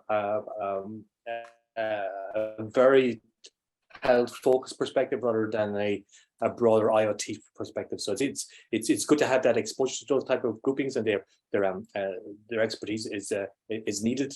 Looking at global interoperability issues. But again, it's difficult to bring all collaborations together under the one roof. There's a lot of people doing a lot of things, but we should continue to do that at the same time. Okay, thank you. So silos and okay, thank you, Ray. So we are almost, I would say we are now on time, but so we have a question. I would ask Hedy to answer quickly, Bunserm, because I think it's important for the audience. So basically Bunserm is asking in the chat, how can someone get, so upload an ontology into the industry space? Is there a vetting process? So is it open? And can an SDO or a company basically upload this, and how? So is there an API? So please provide a quick answer. Okay, I let Arko answer. Okay. Yes, I was jumping in.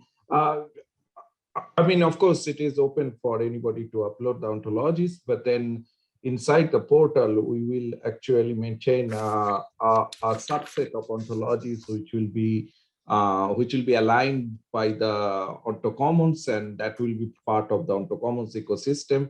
I mean, of course, ideally, we want to align, I mean, all the ontologies, but then it's not possible for the project timeline, but then it will go on in the future as a continuous, I mean, effort. Yes. Okay, thank you. So we now stop the session. Welcome back, everyone. We are now starting the second part of our workshop. They will start again with a interactive session. So it will be we will again present to you a very small quiz, and then we will continue with a panel discussion with some experts in the ontological interoperability field. I have shared here in the chat one link. If you can please click on it, then you will see actually the question that we would like to address you. And I will also start sharing my screen so you can also see the different inputs that we are gathering. In the meantime, I see that Harm is also, Harmyan, I hope that I'm pronouncing your name correctly, has also made a comment about the SDOs. Maybe Harm, after this quiz, we're also starting our panel discussion. We can also touch this point and expand on it, as we have also some representative from SDOs here. By the way, can everyone see the link that I have shared? I will copy and paste it here again, just to make sure that all the attendees can see it. Okay. Hopefully it is visible. I did not hear. I can see it now, Rita. Okay, perfect. Thank you. So the question that we would like to ask you is the one that you can see also on my screen. So if you can actually share challenges and key priorities for applying ontology and standardization in 5 areas. In this link that I have shared with you, actually, you will see that there are 5 different blocks. One that is for ICT, one for materials and manufacturing, another one for energy, then we have one for health, and the last one for agriculture. We have actually picked up these 5 domains, even though obviously there would have been many more, simply because they are connected to the presentation that you have seen in the first part of our workshop. Now, if you let's say see all these 5 different boxes on your PC or your cell phone, what you have to do is actually to include some comments. You can also just decide to include comments only on one of these. It doesn't matter. I mean, it is fine. The important thing is that at the very end, if you scroll down the page, you press submit. I mean, there is a green call to action, let's say, a green button. Please press it, because if you do not do so, then we cannot see any contributions here.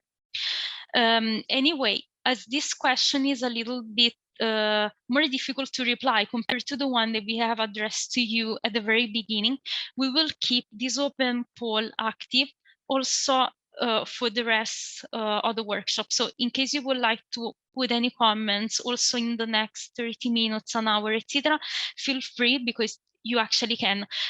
For us anyhow, it would be very important to understand what are the challenges really, or what are the priorities in these areas, because while in the first session it was very general, and so then we had a very general overview of what are the general let's say interoperability problems that, for example, you might face. In this case, instead, we really want to understand if for specific domain there are more problems compared to others. For example, I see that, thank you, we have a first comment, for example, about the agriculture, that is about the life cycle issues linked to the ecosystem management. Thank you. I will see if actually in the meantime we also got other replies in other sectors. Okay, for health quite a lot. So we have close communities where we need semantic interoperability to assist the use of for applications.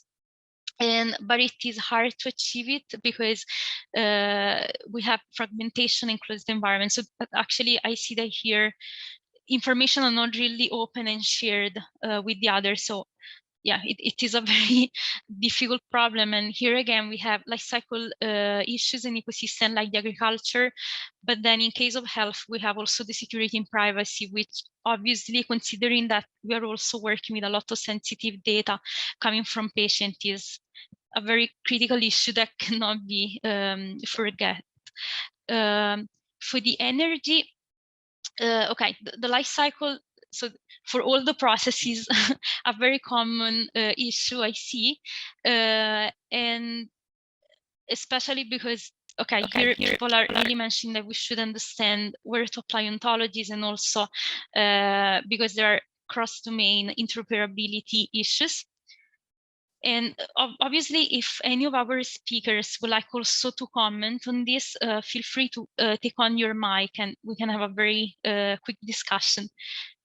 Then we have materials and manufacturing, in where we really have a lot of standards and ontologies. So very often it is difficult to understand which is the best one to, let's say, pick, and then this also creates some integration problems.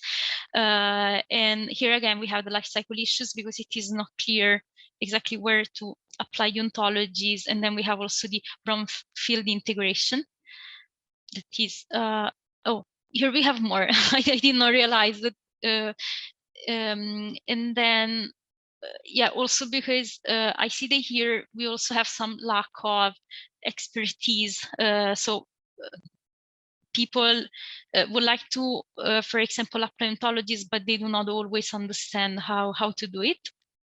And for ICT, we have an issue that is about the modularity and compositionability, hope that I pronounce it correctly, because actually here we have separate modeling for different subdomains.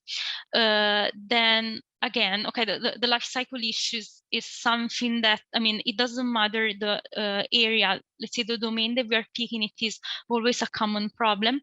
Then we have again here we have the trustworthiness of ontologies. That is also something that we have seen in the previous one about the materials manufacturing, if I'm not mistaken. And so I want to give an example. Sure, Antonio, please. I was discussing ontologies standardization. We're talking about ontology of the Earth. And before Galileo, you would say the Earth would be flat. So do we trust it? Yes, we trusted it. Okay, and then he was nearly dying, Galileo, because and then now everyone knows it's round. Okay, so we know that ontologies represent knowledge, but knowledge is evolving.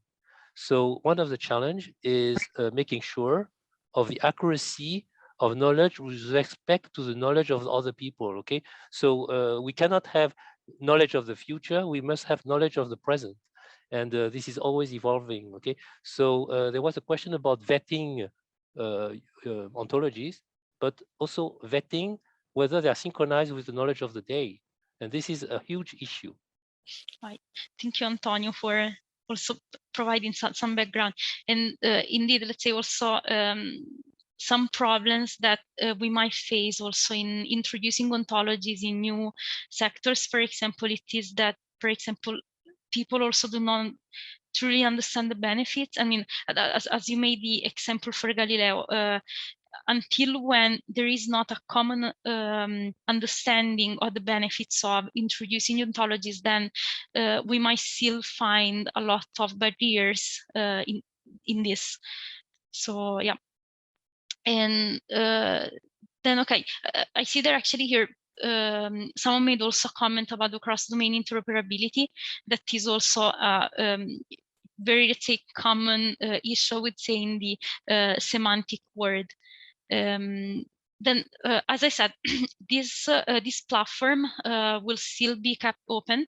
At the very end of our panel discussion, we can also open it again to see if in the meantime other people made other contribution, and we can also comment on it. In the meantime, I would like actually to move to the last part of our panel discussion. So I will also stop sharing my screen now. And here I would like to welcome actually four let's say very special speakers that are experts in the field of semantic interoperability. And this afternoon we have with us Stefano Borgo, that is the head of the Laboratory for Applied Ontologies and also member of the International Association for Ontology and its application. We have Bunserm Kulvantuyu, that instead is the working group chair of the OAGI, and then he also works in the engineering laboratory department at the National Institute of Standards and Technology. And then we have with us also Mauro Dragoni and Laura Daniele, that you all got the opportunity to meet in our previous presentation, as they represent respectively the Smart M2m and the Ioti working group on semantic interoperability. So welcome everyone. It is really a pleasure to now start an open discussion on recommendations that we can bring in the world of semantic interoperability. Now I will ask you some questions, and we can you can all share your contributions on it. If any of the previous speakers that have interviewed also in the first session would like also to add any contributions, feel free. And in this session, actually, also if people from that are currently attending would like also to make some questions, comments, etc., you are more than welcome. So take it the next hour as a very open discussion where we're really willing to hear more and understand how we can overcome current challenges in this field. As also, let's say, when we did the previous game in the first part of our workshop, we saw that there were quite a lot of issues in terms of applying standards in the manufacturing world. I might want to start our discussion with a question linked to the manufacturing world. Because in this particular sector, we are experiencing a lot of high fragmentation, because very often the information models are dependent on protocols, for example. And it would be very nice to know if, for example, you have some suggestions on how we can further prevent this situation in the future. I might start maybe from Stefano, and then I will pass the floor to Serm, Mauro, and then to Laura. Stefano, if you can open your mic, then we can give you the floor. Thank you, Stefano. Oh, hi, Rita. Thank you. It is a little harder to answer this question for me, since as a member of the association, we concentrate on what people said before it's perceived as a hard, so semantics. So the concern about protocols is a bit outside of my domain, but still, there was a nice example before, and I think I made it by Antonio. He was talking about digital twins, and there it was clear the separation, at least in the sketch that he gave. So you have this more syntactical level where you have the protocols that are essential, and then you have the semantic one. And I think that and it's a nice case study when you can separate these. At the same time, I was thinking that in cyber physical systems that I believe Hedy mentioned at the beginning and somebody else, that separation is not really even meaningful. Of course, we can separate the two of them, but the nature of cyber physical system is a full integration of all those levels. So there's no way you can address the issues of the protocols and the fragmentation as a separated things. So, but going back to what we actually care from the point of view of the association and the technical committee on industry and standards in that association, which is exactly the semantical approach. The suggestion we can give is to change a little bit on the perspective of those standards. They tend, even from direct experience, they tend to circumscribe the goal of the standard in a quite precise way, and then to stick to that. Which means it makes sense that you commit with is already in the domain there. But in a sense, that it depends on the group, of course. But in a sense, you lose the more general view and the idea of being of inclusion, possibly being included. And that is, it's just an attitude sometimes. But it is a source of this fragmentation that I observe. But I'm pretty sure that people here have much better experience than me on that. So that this would be my first hint. Thank you, Stefano. It was actually a difficult question, I mean, to address. I'm curious actually to see if Serem has a different perspective here. Yeah, like Stefano, I'm not so much into the protocol, so I have some background. But in my opinion, the information model should not have to depend on the protocol. It shouldn't be protocol specific, but encoding of the information model maybe, and the data that respect the model may be protocol dependent. But in my knowledge, I mean, there are several protocols that quite independent to the encoding. If you talk about like a multi-part mine, over HTTP, you can specify what is in the envelope of the message. So I mean, at NIST we also develop like a tool that we work with industry to help develop and maintain data exchange models. So that tool also operate at more or less more like a protocol independent. So people can create a different serialization to encode the model and the information according to whatever transmission protocol they want. Now the key is like if you put the data into a different syntaxes, how do you get back and correlate those data that they're talking about the same thing?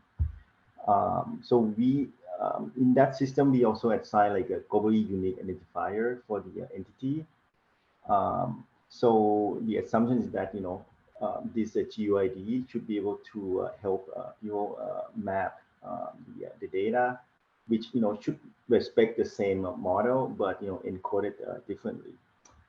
Now we haven't tried to experiment and test that, so it would be a good study case to see whether this assignment of a GUID to a different to entities that are serialized differently can still be round trip back and different system can still understand each other even though they are reading a different protocol and syntax, but with this globally unique ID maybe they can still interpret. Thank you, Serem. Mauro, do you want also to provide your perspective? Yeah, probably, but just my two cents about this. That that is I mean, this can be recapped as one of the one of the big challenge of semantic interoperability, in the sense that also finding a sort of agreement between these protocols of these information models could be a strategy for avoiding fragmentation in the future, in the sense that having the possibility of representing information models created starting from a protocol with by using another one could be a good way for obtaining higher levels of interoperability between different manufacturing sectors, and also to try to push in some way also companies on adopting existing protocols. For example, one of the exercises that we are doing right now in Smart M2m is ready to also to check which is the interoperability level between the SAREF core ontology and the M2m based model. No, and already in this situation that starts from quite similar representation on quite similar information models. So also there are some in different ways for representing information, for collecting information from devices, etc. So I think that maybe working all together toward the possibility of aligning all these protocols, or try to design a common protocol about I mean, for representing all possible information models, and the alignment between them could be one interesting direction to follow. Thank you, Mauro. So then I mean, with the interoperability, also let's say summarizing a little bit what also the Serem and Stefano were sharing, could be really the key also to overcome this issue that is very relevant in the manufacturing domain. Laura, do you agree with this statement, or do you have another idea? No, I agree. Well, I'm not expert in the manufacturing domain itself, but I have quite some experience with the protocols story. I'm switching hats now, not from IoT, but most from the SAREF perspective, because we started a long time ago. And interoperability, we all know we have different levels of interoperability, starting from connectivity, and then you go syntactic, then you go semantic, and then you go organizational, business, and so forth. So the underlying idea is that we separate, there is really a separation of concerns of what we do at the semantic level from the protocols. We don't want in the ontologies things that have to do with specific things of the protocol. As an example, when we first developed SAREF in 2014, we used, assets in general, called assets, which were protocols, standards, ontologies, if there were ontologies, very few at the time. So what we did to create SAREF, we really analyzed of these that sometimes were thousands of pages of PDF specifications of stuff, and there were so many of those. But at the end, very surprisingly, if you look at the concepts semantically that all those protocols were actually defining, they were not that many. So actually the ontology on top of all these protocols, so the information, the knowledge that you have on top, it's not that much compared, of course, to the differences that every protocol, the data formats, the way, the data models that are behind. So I think we should clarify what we are doing here. So when we are doing these ontologies, we are really abstracting and we are leaving the plethora of protocol standards. There are a lot, they have done a great job and it's fine. We don't want to replace them. We want to go on top of them and harmonize the information. So at the end, those ontologies can be used with many of these protocols because the concepts there are the common ones. So I think, well, then I don't know exactly in the manufacturing domain if this step still needs to be done, and maybe there are not yet these ontologies on top, but I think in other domains, we really did it well. And if I take an example of the energy domain, we do have different level of ontologies, like something is very general, more conceptual, it's a few concepts. Something, when it's about specific, well, it gets very much refined, and then you can have a level of ontologies of SAREF for energy, for example.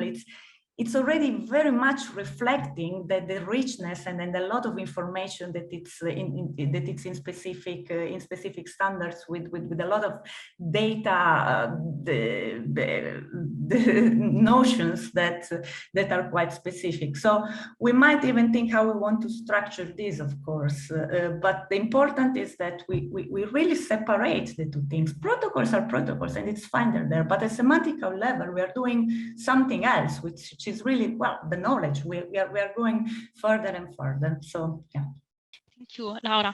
And also, let's say, based on the feedback that we got so far, I mean, we see that actually using interoperability can really overcome a lot of issues. And in your experience, have you ever noticed, I mean, have you ever, or let's say, thought of a particular domain in which it is particularly hard to implement interoperability rules? Is to me or to all of us? It is actually to everyone. Maybe we can do the other two. I mean, tour in the opposite side, maybe. So again, question is whether. Yeah, no. I just wanted to know if there is a domain in your experience in which it was particularly hard, challenging to implement interoperability rules. It's always hard. I mean, it's always hard in every domain, but I think for me personally, what's most challenging and I'm experiencing now is to go cross domain. So I say energy when we talk, but it's about energy buildings. So the area where we go cross domain now is home, buildings, and energy and smart grids.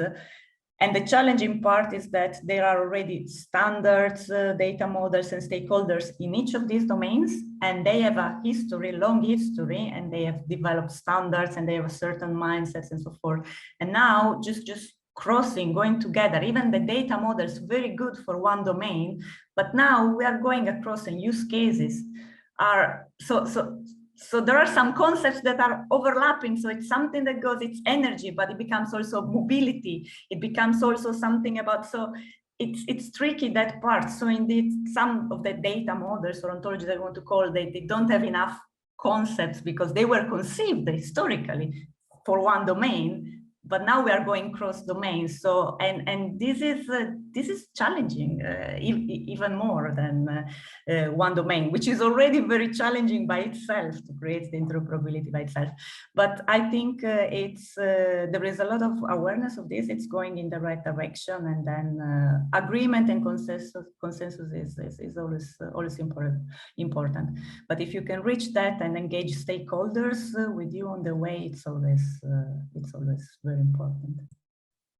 Thank you, Laura. I see that actually Ray also made a comment that he said that this is also very applicable for smart cities. So actually, when you work with cross domains, then I mean, obviously the level of challenge, let's say, or the difficulty increases. Not sure if Stefano, Mauro, Serm, you have the same perspective like Laura, or you have faced, I mean, a sector that in particular, even though, I mean, it was not cross-domain, it was, I mean, very, very difficult to apply interoperability rules. I mean, if I can start, I only want to say that I totally agree with what Laura just said, because it's definitely true. I mean, when you have different domains, you have different history, different traditions, different perspectives in representing information. So that's definitely the biggest challenge to address, actually, because in some domains there are, I mean, a lot of very good ontologies and information models that are complete, but the problem is that when you try to make this domain talk each other. Yeah, I mean, yeah, I agree with that too. Oh, sorry, Stefano, go ahead. No, okay, no, please go ahead, Serma. Yeah, I agree with Laura also. I mean, I guess we can basically almost generalize to like the larger the scope, the more difficult it is going to be. Yeah, for all those reasons that other panelists already mentioned. So that seems I should be the negative guy here. So I try to defend the opposite position. So it doesn't really matter, I would guess, but I'm speaking general. It doesn't really matter the domain. It depends how deep you go into that. Because everything has to do with something which is distinction between object and features and properties, and then you have the dynamics of things that change.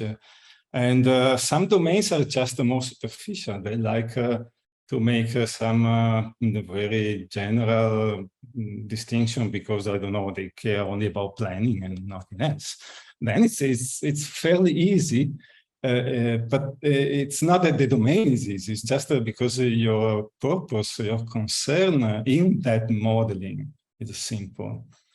So no, I think complication comes everywhere. It depends how deep you want to go into modeling that domain.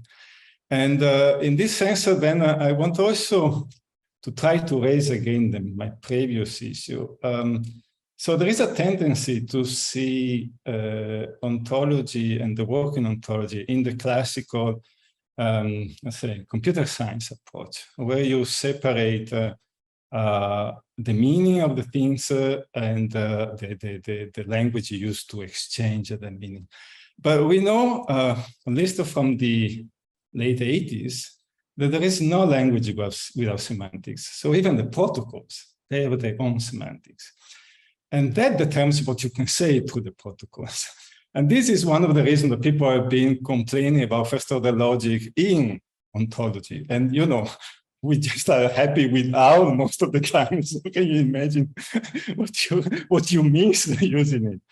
So yeah, it is much more sophisticated when you go and see what are the constraints that your initial choices using OWL, separating semantics from syntax and separating the protocols from whatever capture the semantics. When you start making a distinction, you already cut a lot of hard problems for good reasons, because you want things to work. But little by little, when we'll see that we need something more, those problems will come back. So let's be happy at the moment, but don't expect that this will stay that way.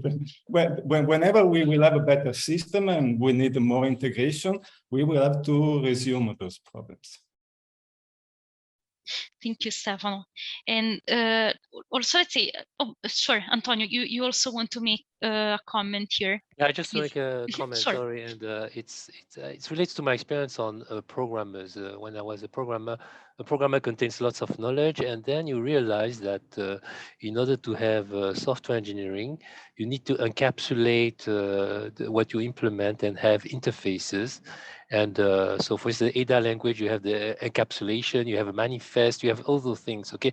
So basically, you structure your knowledge into implementation knowledge versus interface knowledge and capability knowledge, okay? And it could be that because we want to achieve that level for semantic meaning, we should also do the same. And the previous speaker thought, okay, some domains do it better because probably naturally they structured the knowledge and the ontology in such a way that some knowledge you don't need it, okay? So in the ISO 21823, we talk about knowledge perimeter. So let's try to delimitate the knowledge perimeter. So there is one knowledge perimeter which you know you need to publish for cross-domain. So you have to be more careful because, of course, if it is not accurate, then something is wrong. But if you have anticipated that, then it's better. So we have knowledge, but we have knowledge about the structure of knowledge, which we can change, okay? And to me, this will be key to help interoperability across domain. Thank you, Antonio. I was also wondering, let's say, while we were also having this discussion, if what, in your opinion, what is also the role of CSAs or, for example, funded initiatives in this context? I mean, how, for example, let's say a project like EU-IoT or OntoCommons or any others can actually also support the SDOs or any other institutions that work in this area.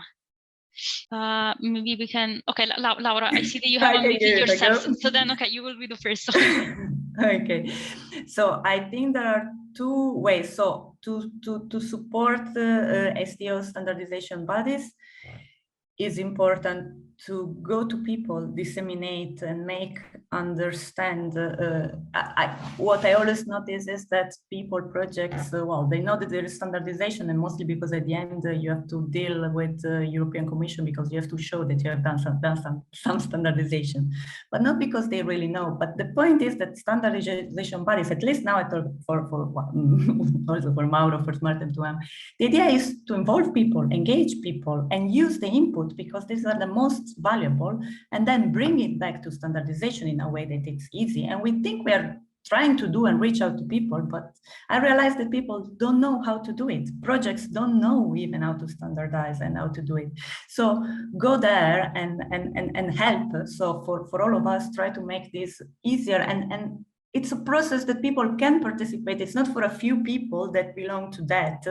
At the end, there are still decisions to be taken, of course, but it's a process. It's something that can involve, and openness is very important. So the way Etsy, for example, is doing is very important because it's opening even for non-Etsy members when it's about SAREF ontology standardization, which is very important. Second of all, there are the projects. They need to know. They need to incorporate somehow also this standardization, and then also when they make ontologies. I think it was a point I raised at the beginning. Also, we can't just have ontologies being done and then they stop after the project. So there should be a plan, a sustainability exploitation plan, something, because it's just a pity that then, yeah, something just stops with projects, and there was very, very valuable work in there. Yeah. So I think you can help. So there are so many projects, but those actions can help to bring the results to make the, instead also of each project having to know the others and have this mutual interaction, you can be this bridging, this umbrella that can bring together the things and results. That's how I see it. Yeah, thank you, Laura. And also connected to the sustainability point you were raising, also when in the first part of our workshop, when we had the interactive session, something that our, let's say, the audience was commenting was that, especially in the manufacturing domain, we have a lot of ontologies, and very often it is also difficult to understand which one to consider, let's say, also because so many, let's say, are used, and most probably there is not a clear sustainability path. Let's say they are then created, then they are no longer used, let's say, but then this create a kind of box of let's say a lot of different ontologies that then need to be in which it is really important also to understand how which one, I mean, are relevant, and also what are the ones for which it is very important to continue working on, let's say.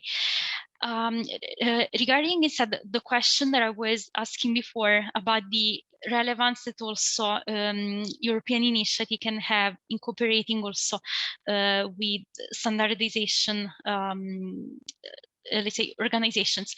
Serm, as you are actually from NIST, do you what is your point of view from about this? If you want, I can actually rephrase again the question if I wasn't clear, because actually, okay, perfect. Yeah, Thank you. could you rephrase the question, because I heard Sure. something about ESAs and I don't know what it is. Oh, okay. I was wondering, for example, how projects like, let's say, OntoCommons or EU-IoT that have been presented today can also cooperate with SDOs in order to help in, for example, defining better interoperability rules, for example, or they can actually provide, for example, some concrete example of what the gaps are. I mean, is it possible to cooperate in an efficient way between SDOs and projects? Yeah, I think providing some sort of like a domain independent ontology that is cutting across these different SDO might help, because yeah, SDOs have limited resources and they are good at their domain. all these domain independent entities, they usually want to just pick up and reuse from somewhere, and evaluating this domain independent, and kind of like give some explanation of what is the advantage, disadvantage, pro and cons of this different competing domain independent ontology. I think that could be useful for the SDO and would help interoperability. Thank you.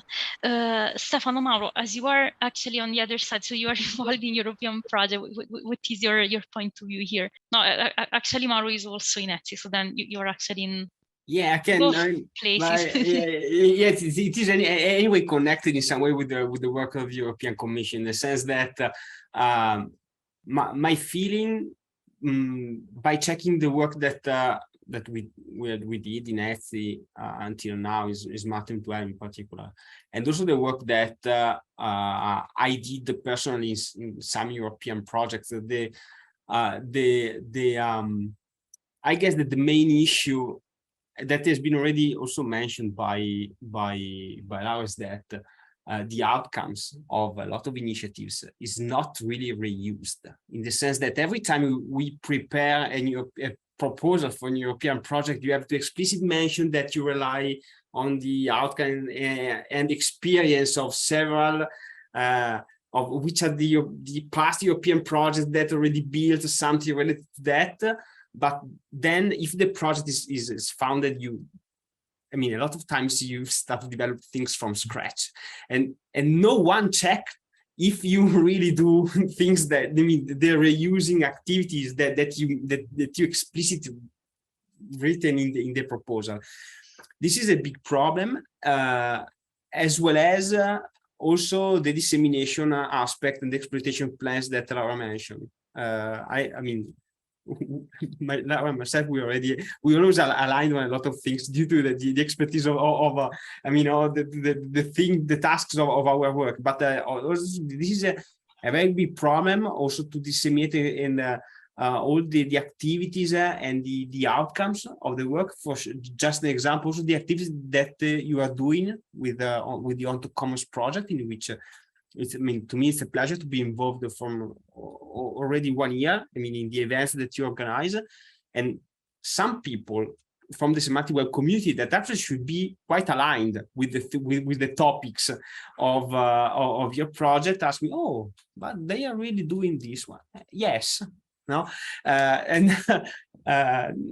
this is a big barrier. Maybe the last 2 years due to the COVID related things, it was a barrier for these activities, but it is not a motivation, because these issues already exist also before the last 2 years.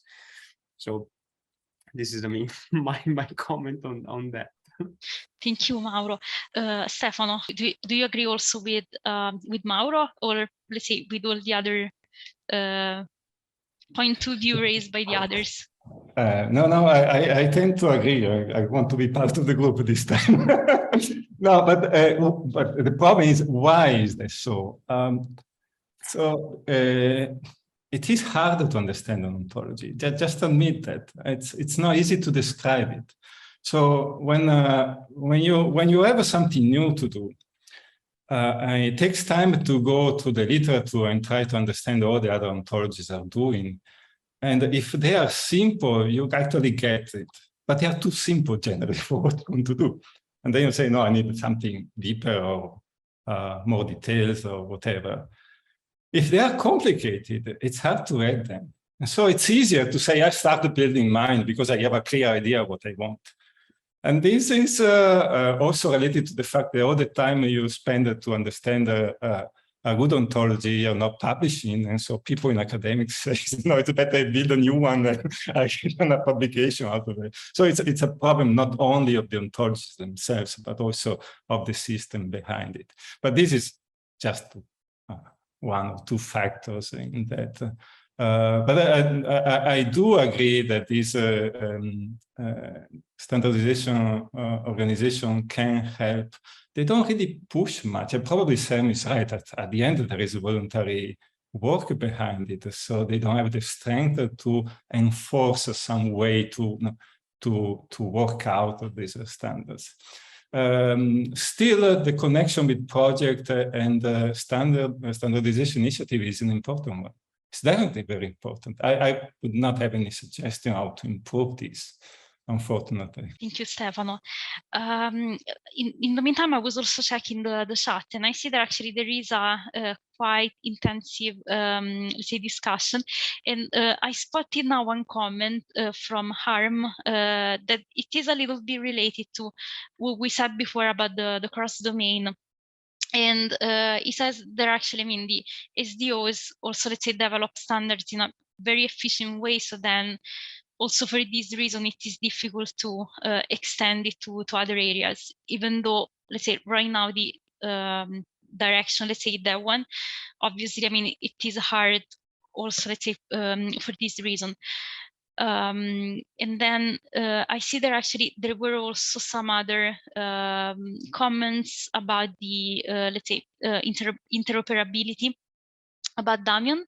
Damian, if actually you want to also comment here, you can actually also unmute yourself, and you can also provide your perspective, because actually for today I will have also, let's say, a very final question, and that is also, let's say, about some best practices that you can share about regarding the interoperability, or really support interoperability domain. I know that we have already discussed this, but if, for example, in your opinion, also in a very utopistic way, you can think about something, then it would be really nice to hear. And by the way, Rute also posed a question in the chat that is instead about the open ontology. Open ontologies efforts that are, let's say, currently being pushed in different domains, for example, like the open energy ontology for the energy domain that is based on DFO. And then, I mean, she's really curious to know if open source efforts may boost interoperability. So maybe if you can pick both questions, or maybe the one that you prefer, feel free. I'm not sure who wants to start. Maybe Mauro or Serm, that were never the first one to start the round table. Sure. Okay, but starting from the second one, from the one that was posted by Rute, definitely yes. One of the other tasks in the semantic web community is just to find the proper ontology for the proper use case. No, sometimes there are a lot of open available ontologies that have been designed in a very precise, a complete way, but for some reasons are never reused in scenarios, and there are a lot of people that rebuild or redefine ontologies from scratch instead, for example, by simply extending them. So definitely the idea of the open source is a good way for boosting interoperability, but the problem always remain how to promote each open source initiative across the possible different stakeholders of each initiative. And then instead, the first question, I don't remember which was one. It was about actually best practices that can be implemented, for example, in to facilitate the cross-domain interoperability, even though it would be very utopistic and, let's say, not applicable in a very short time. Yeah, I agree with this. I mean, it is always, I mean, a very positive effort to try to design some guidelines or some best practices towards achieving a certain goal, but I mean, in my experience, it is always very hard to try to find agreement about using them, and not, for example, to slightly modify or just taking inspiration about, I mean, from existing best practices, but in the end to adopt our own, basically. Thank you, Mauro. Not sure if Stefano, you would like to be the next one. Okay, good. I guess the question about the open source ontology is, I think, of course, open source is better. It's just like if you develop a dictionary and then you keep it to yourself, nobody's going to be able to know about it and use it. The important question is like, you don't want also like too many open source ontology to keep popping up. So people need to think about like how to sustain the ontology. I think somebody already raised this issue, maybe, or to have a strategy to sustain the open source, has the strategy to encourage adoption of the open source, and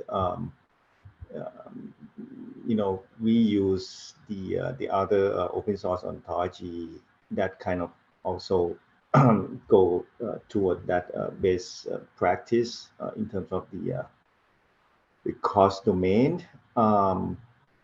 So going to the best practice, I mean, other specific things, in addition to like trying to reuse existing ontology or standard, is to try to provide the examples.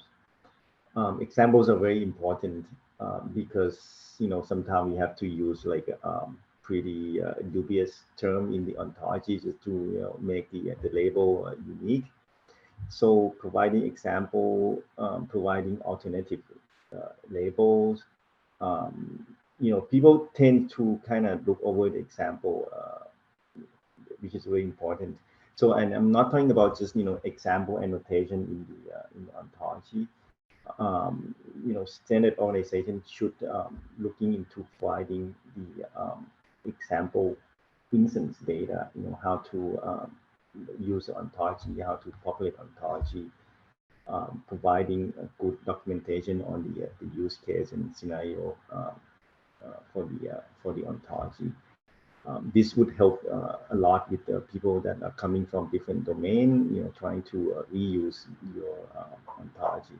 Thank you, Simon. Do you have also some, let's say, utopistic ideas on how to make the, let's say, cross interoperability, not really utopistic, but let's say not achievable in the short term, ideas on how we can facilitate the cross-domain interoperability? Well, I don't know. I mean, the answer would be kind of selfish, right? Just, try to use my ontology and extend it. Meaning like use the IOF core and, or I guess any other, foundation and basic ontology that can, kind of address at least part of your domain and extend it. So, yeah. Just try to hub and do the hub and spoke. I mean, the other technique also is like perhaps don't over standardize or over specify your domain term also, in the sense that there are some terms that perhaps you don't need to standardize actually, but you can define some other primitives where other people can use those to define their terminology, and with the computer and the reasoner, you can figure out whether these two terms are different or the same thing. So yeah, having good primitives might be another tips. Yeah, thank you, Sermo. Then there are Stefano and Laura. If you want also to provide a perspective on the open source ontologies and the best practices. Okay, Stefano. Yes, yeah, of course, open source is the best. Let's say no need to defend the position, but still it depends on what we mean by open source. So it is important that you can have an effect and change the ontology. And there, then we hit a difference. Because there are some ontologies that are there in order to develop a domain, and then you have an ontology that guides the analysis, you build up things. And then with practice, you see that it doesn't fit very well because it makes some commitments that are not the best for the domain. So in that case, you have to be able to change that ontology. And there are the other ontologies, especially those that are more top level, where instead of those are philosophical ontologies. They say things are this way because I have a general view, and you either accept the way I am or you accept something else. Those are still open in a sense, but you cannot change them because you have to change whoever had that ontological view, the philosophical approach. And those are not really good for us in applications, because they force you to change your way of thinking, which is naturally optimized for the domains in order to fit some general principle. Sorry, what I should not be so strange. Let's say in general, they are not the best for this case, unless you have a very long perspective. But we are doing applications or talking in terms of applications here. So we don't, it's a luxury to say, well, maybe in 50 years that will be better. I need to run my system now or the most in 5 years, because after that, I'm just losing money. So that's the problem. It's not enough to be open. You have to be able also to change out of concrete cases that you want to cover with your ontology. So that would be the point. And the rest of it, in terms of best practices, I am really disappointed that we don't really have. We have a lot of scattered examples of things that move, patterns that arise. Well, this is maybe something I would suggest people to do. I do when I teach ontology. I say, okay, let's build one, and then we qualify where it does not apply. So we give examples of where it fails, because perhaps the best thing is to say, look, use it, but not in those cases, and they are very hard to find. Sometimes because it captures the way you think, and you don't move away and challenge yourself so that you cover the fact that other people have other perspectives. So you cannot alert them that your ontology would not fit with that different perspective.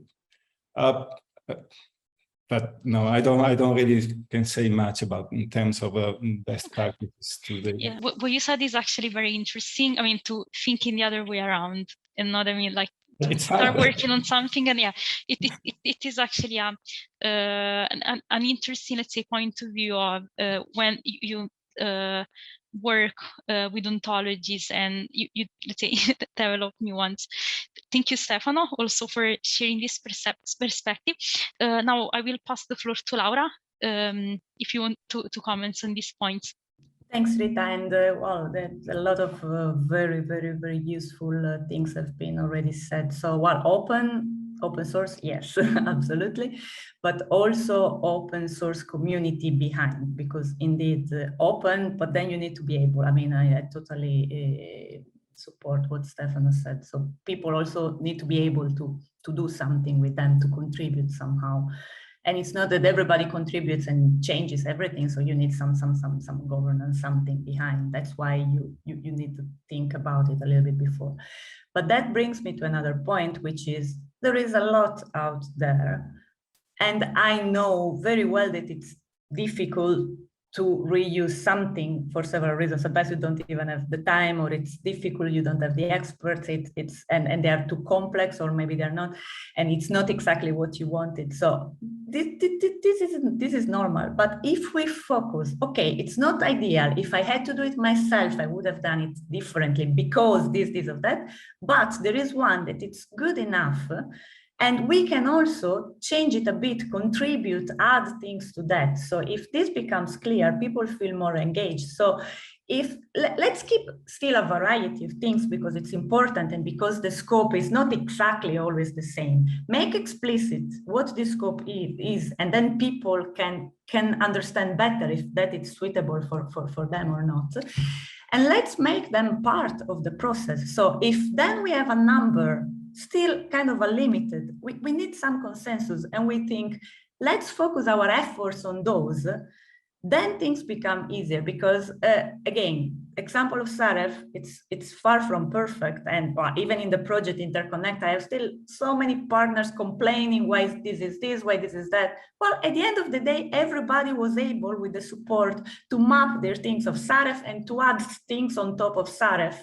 So we kept a Saref plus the other ontologies that we'll use, because it's not only Saref. So yeah, we added things to the OM ontology for unit of measures, because there were not the unit of measure needed and necessary for energy and so forth.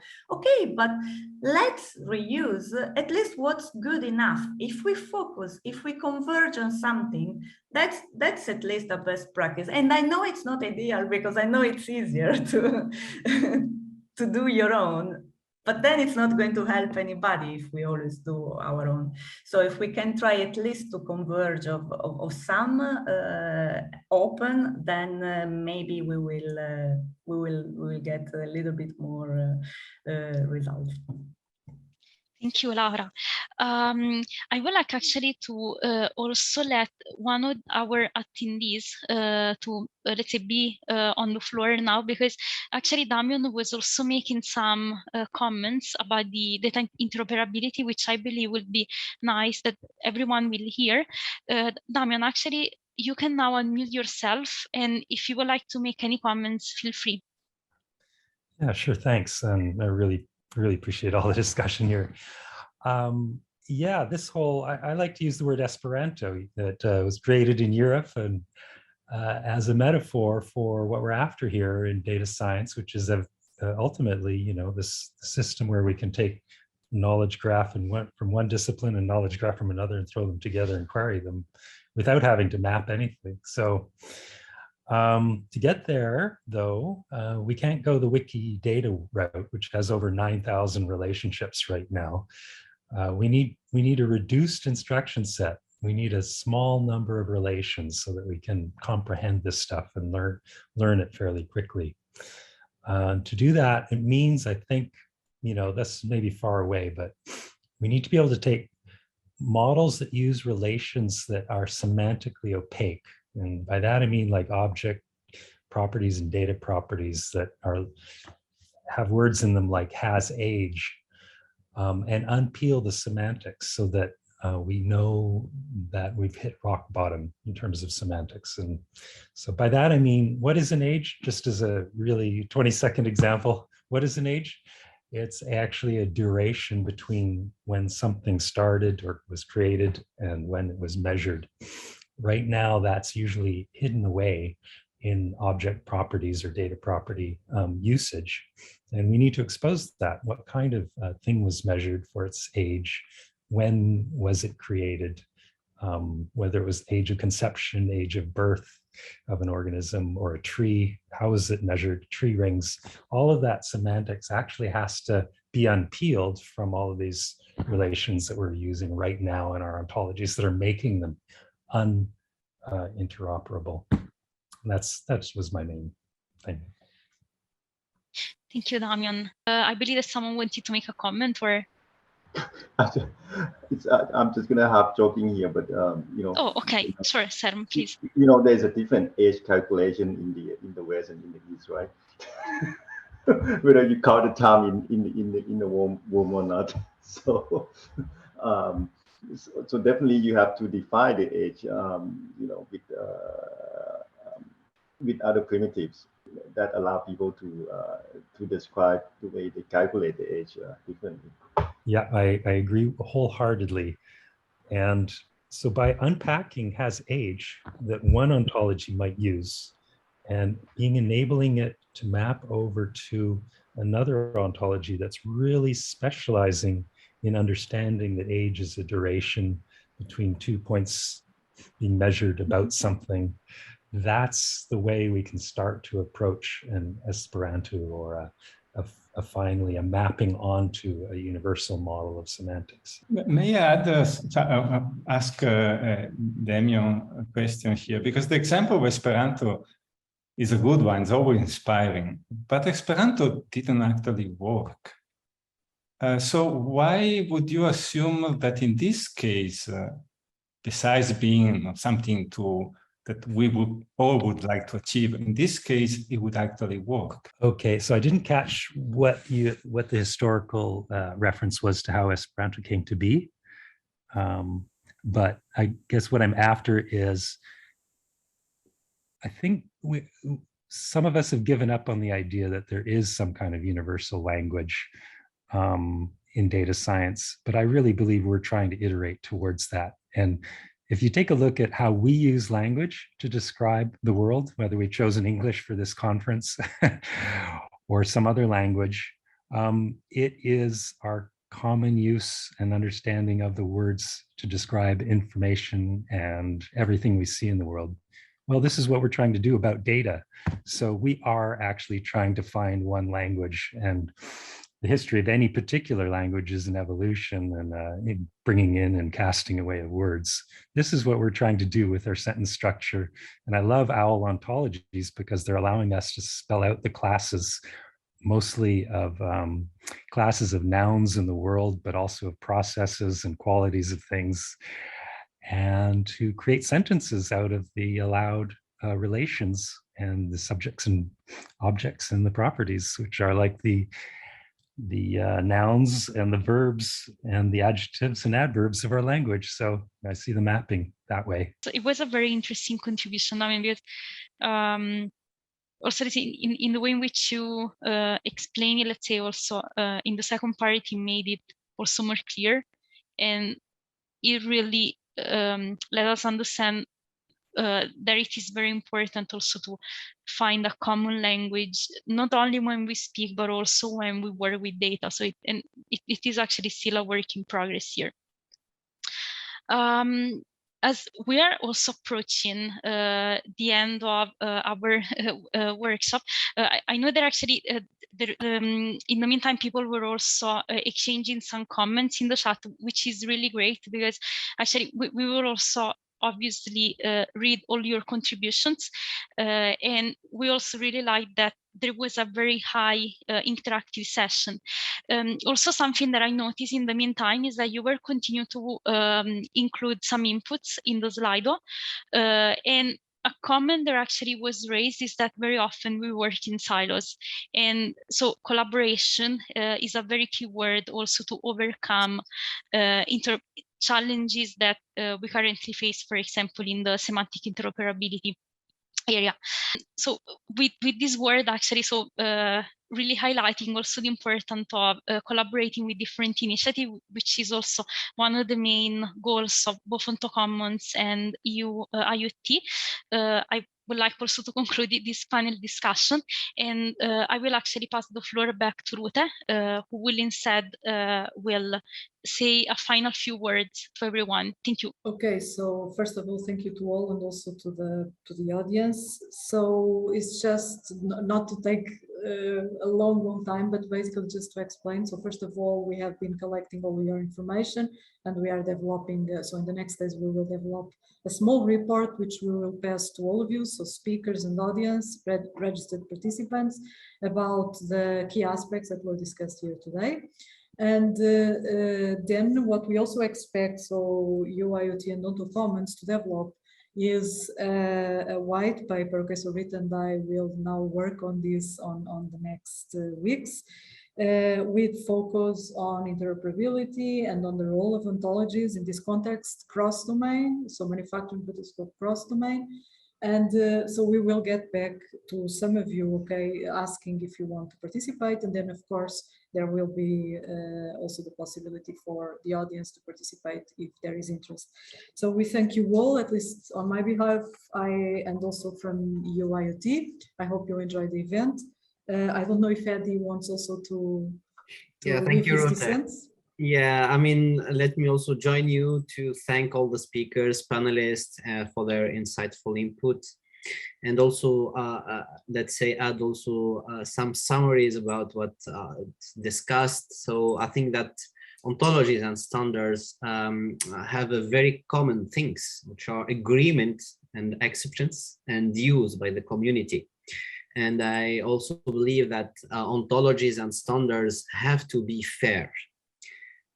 Fair principles should be pushed and to find ontologies, to make them accessible. I mean, it's the same for standards also, to make them interoperable and to push for reuse. And I think this is also a very big point that all speakers highlighted on this reuse aspect. And this is part of OntoCommons ecosystem, in which we believe that harmonizing ontologies is very important in intra-domain and cross-domain, and to make all those harmonization available for the community, and to collaborate with standardization organization in order to standardize ontologies, and also to standardize, to ontologize standards.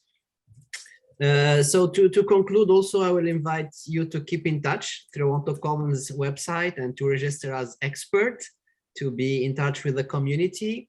Also, we'll invite you to reach the next formal Ontologies Meet Industry workshop next September that we host in Tarbes in the southwest of France. So we'll be happy to welcome you. It will be in person. And also invite you to submit your ontologies related to industry on industryportal.space. So thank you very much, and let's keep in touch.